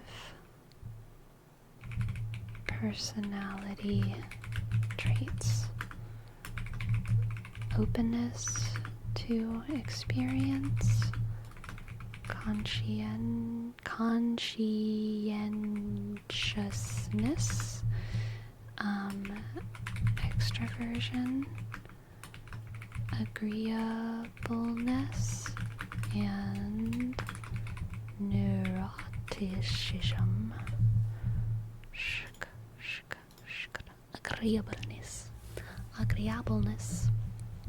Agreeableness. Weird mobile Twitch app just randomly switched who I was watching. Strange. Suspect. Highly suspect. In the 1930s, psychologists Albert and Oddbert began studying personality traits within a formal academic setting. Their work was a continuation of Baumgarten's work in trait psychology and utilized conventional research methodologies rather than spiritual intuition, wisdom, or esoteric knowledge, unlike other typing systems. In the following decades, many international psychologists did trait analysis, eventually resulting in the Big Five Factors model. This model claims that our personalities can be expressed by quantifying the influence of 5 personality traits: openness to experience, conscientiousness, extroversion, agreeableness, and neuroticism.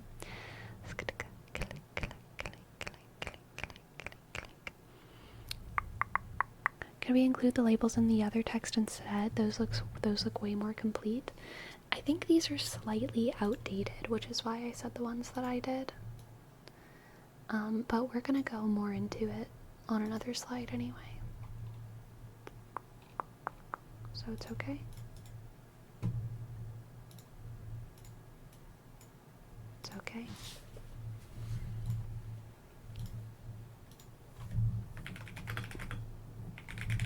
How it works.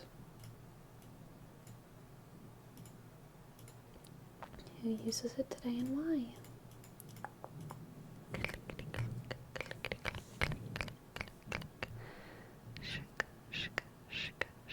Highly inagreeable of Twitch Mobile. Yes. Yes, indeed. Let's make this the proper size again. Proper size. Must make it smaller. Must make it a bit smaller. Must make it a bit smaller. So that it is not too big the way I want it to be. Too big. Too much bigger than I want it to be. Okay, we'll look at traits and states later. Let's do how it works for now.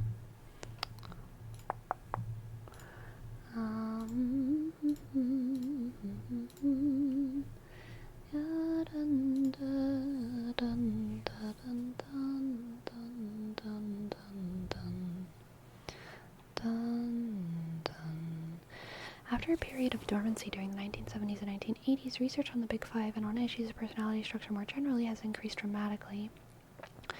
Factor structures resembling the Big Five were identified as a numerous set of variables.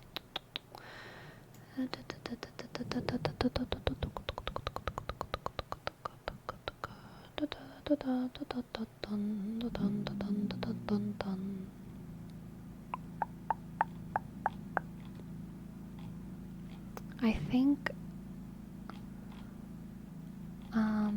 I want to move on. Ooh, wait, this is an interesting.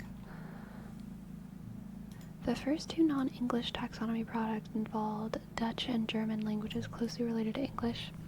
The Dutch project has been carried by Hosti de Rad and their colleagues at the University of Groningen in the Netherlands. The conclusion from the Dutch projects are generally consistent with those from the American English research. Only 5 factors were replicable across different selection of trait adjectives from different samples. These 5 factors were similar to the English Big Five, though the 5th factor in Dutch emphasized unconventionality and rebelliousness rather than intellect and imagination. Okay.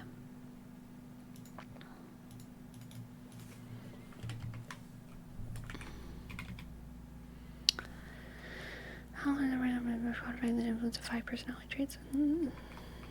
These 5 traits continue to be investigated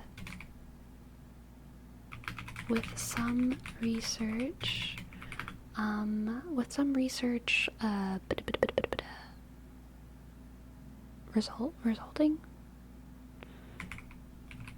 Resulting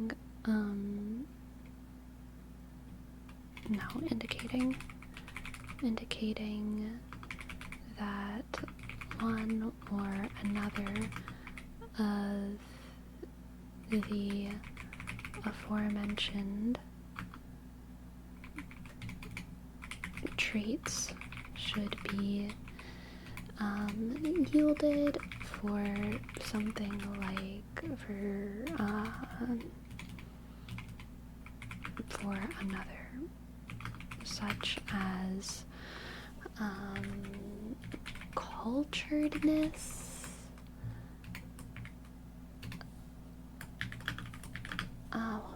what did this one say? Rebelliousness, rebelliousness.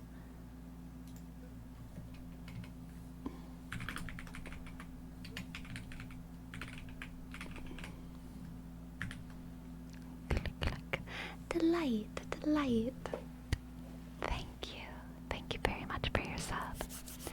I appreciate it. I appreciate it. I appreciate it. I appreciate it. I appreciate it. Disk Li dot G H T 19 click 9 click 8. Thank you very much for your prime. Thank you, thank you, thank you, thank you, thank you, thank you, thank you. Thank you. It said those other studies offer the same results, just changing the creativity intelligence one. Yeah, that's what I'm saying. That like one or another of these aforementioned traits might be yielded for a different one. Most studies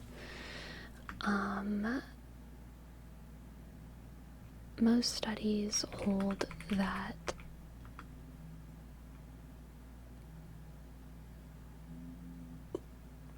there are five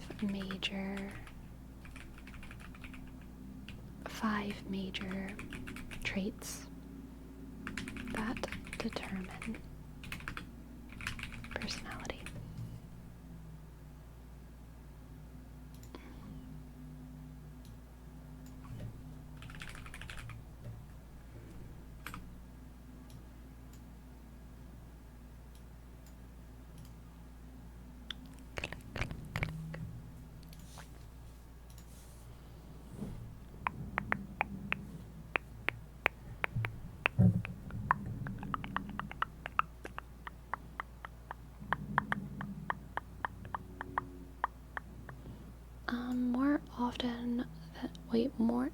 Most generally, factors similar to the Big Five have been found in many other languages. That often more than 5 factors need to be rotated, and sometimes 2 indigenous factors correspond to one of the Big Five. Overall, the evidence is least compelling for the 5th factor, which appears in various guises ranging from pure intellect to unconventionality or rebelliousness. That there are about 5 major traits. And Olivia, thank you. Thank you for your sub. Thank you very much. Click A, click ask D, click I dot L, click I dot B, I dot A. Thank you very much. Thank you.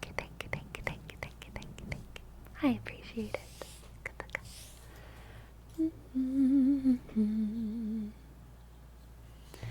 Extensions to non-Germanic languages and into cultures different from the industrialized West have begun to appear. In an early study of interpersonal traits, so factors 1 and 2,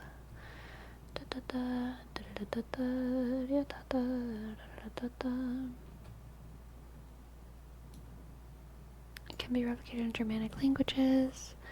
The evidence for non-Western languages and cultures is more complex and encouraging. Factor 5 generally shows the weakest replicability, thus strong conclusions about linguistic universality of the lexically derived Big Five would be premature. Interesting. While research into the lexical traditions were accumulating evidence for the Big Five, the need for an integrative framework became more pressing among researchers who studied personalities with questionnaire scales. Just factor analyses of questionnaires developed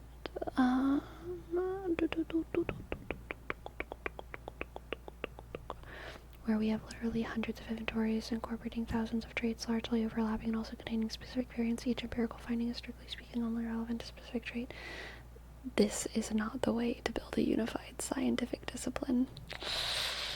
I love internal critique of entire fields. I actually live for it. I love it when someone like low-key critiques their entire field. So it's based on words available, or the words availability in each language.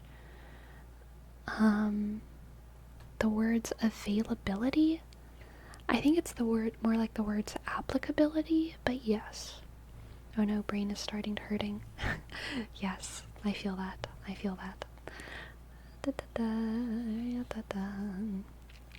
I'll critique any field, especially my own. Good. That's the right attitude. It's the right attitude to have, Destructicon.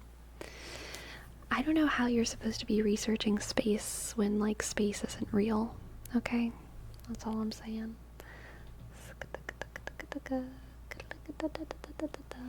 I think it's this paper. I think I'm done with this paper. I need something more modern. More exciting to read. Okay? Click, click, click.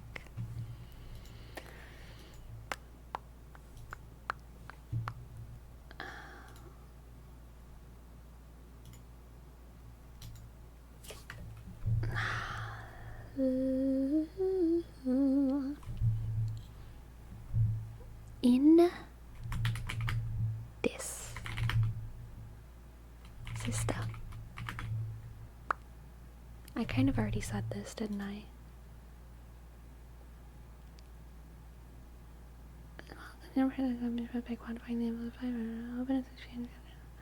Okay. The Big 5 model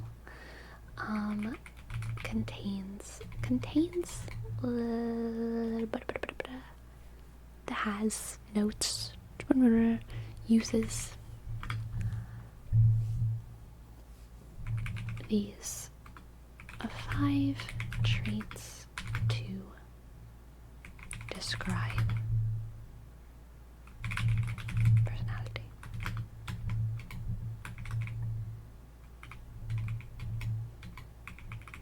Oppenheimer. Openness to experience. Conscientiousness. Extraversion. Agreeableness. Neuroticism. Now we're going to define them all. Okay.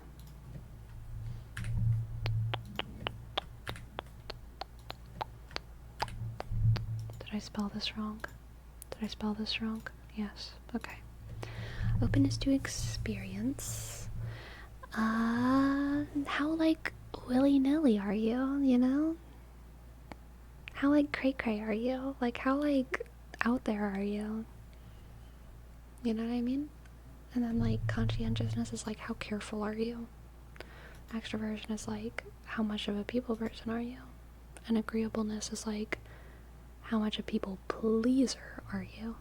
And neuroticism is, like, how fast do you change your mind about all of these other 4 traits? I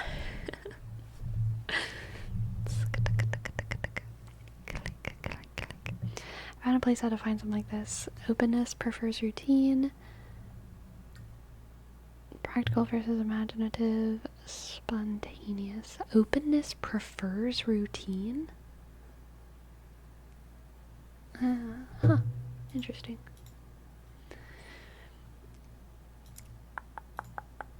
Let's find another source. Big 5 personality traits explained. Ooh, Psychology Today?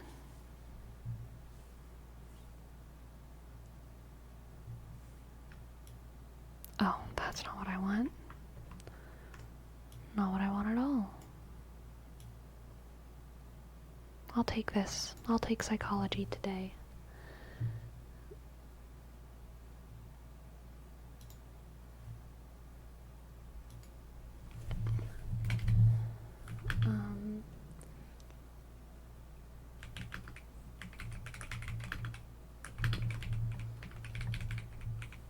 Psychology Today.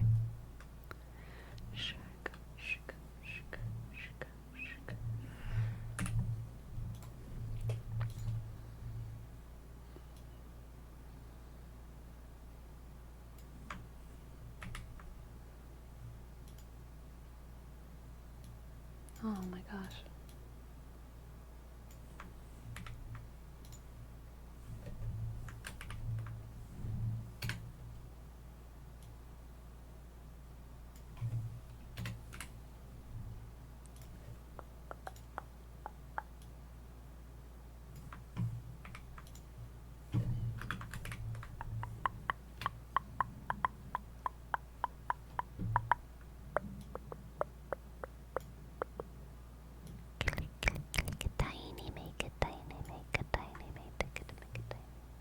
tiny, tiny, tiny.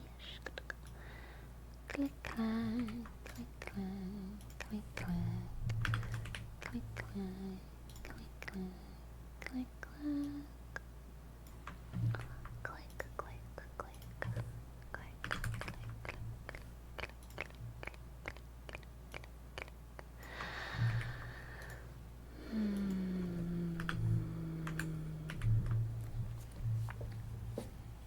Openness to experience, intellectual curiosity, and creative imagination, conscientiousness, organization, productiveness. Productiveness. Give me a fucking break.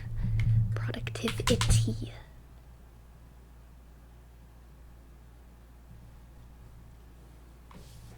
And responsibility, extroversion, sociability, assertiveness.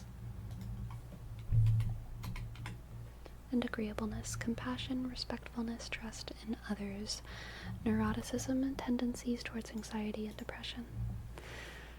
Hey chill, I'm sorry, I'm having a neurotic moment. Check this. The Ocean Scale of Personality Traits is a means for understanding what people care about, why they behave a certain way, and what drives their decision making. A lot of this is hardwired through genetic makeup and then nurtured through life experience. Each dimension of the acronym is a scale on which an individual personality can be qualified. Can you link to where that's from in the relevant place, the relevant links place on Discord? Unless you already did. Unless you just literally just did. Oh my god. Oh my god. Oh my god. Click, click. This is surprising to me that it says openness prefers routine. But what is this from? Medium?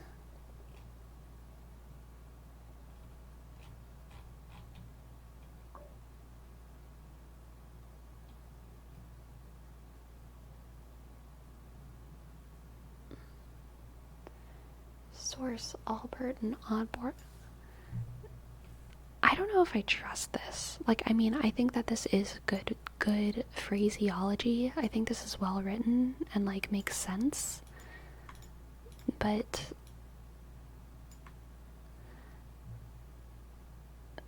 like Allport and Oddbert didn't make the Ocean Scale.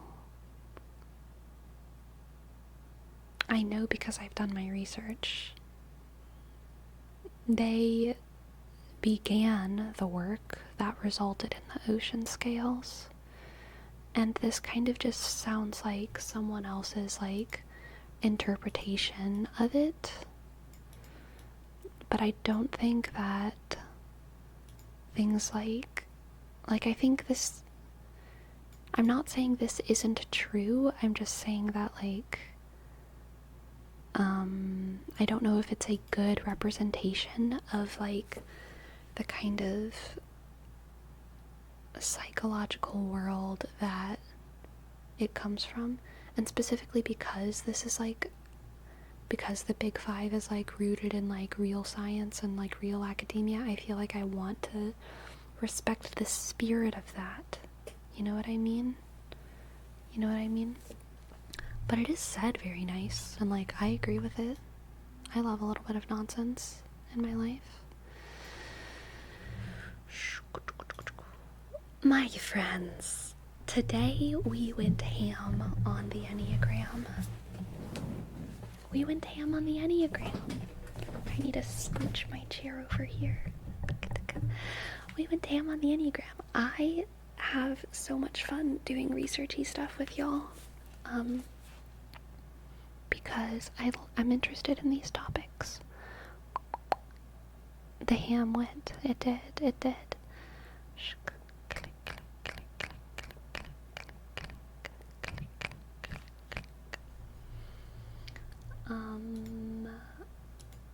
And now let's figure out where we're going or what we're doing or something. I guess first, what should I name this stream? What should I name this stream? What should we name the stream?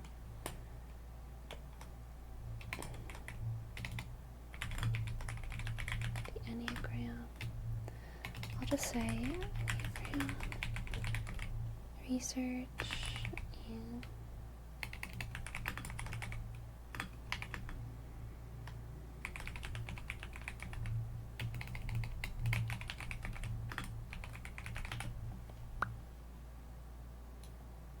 how about just this?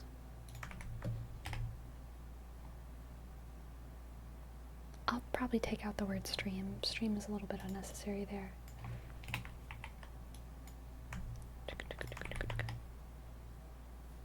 Yeah. Is that it? Is that good? Very fun per stream for me. Knew you would put good content. Aw, thank you, Kessel Smuggler. I don't usually do research streams. I usually just kind of talk and make sounds and stuff. But this is something new that I'm doing because I think it's fun and it's interesting. So I'm glad that you liked it. Glad that you liked it. Let's see who we should raid.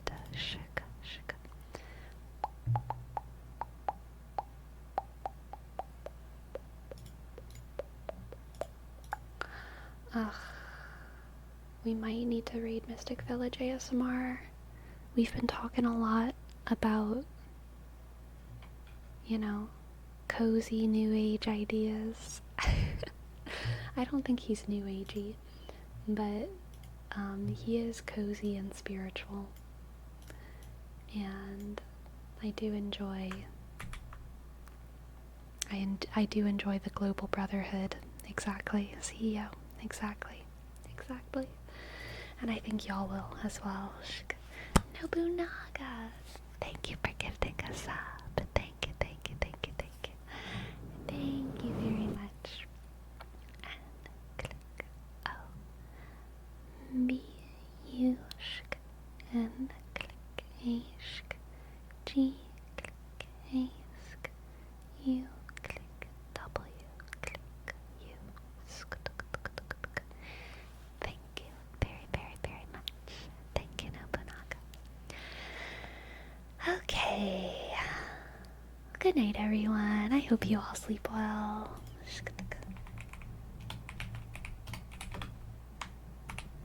Good night. Farewell. Sleepy.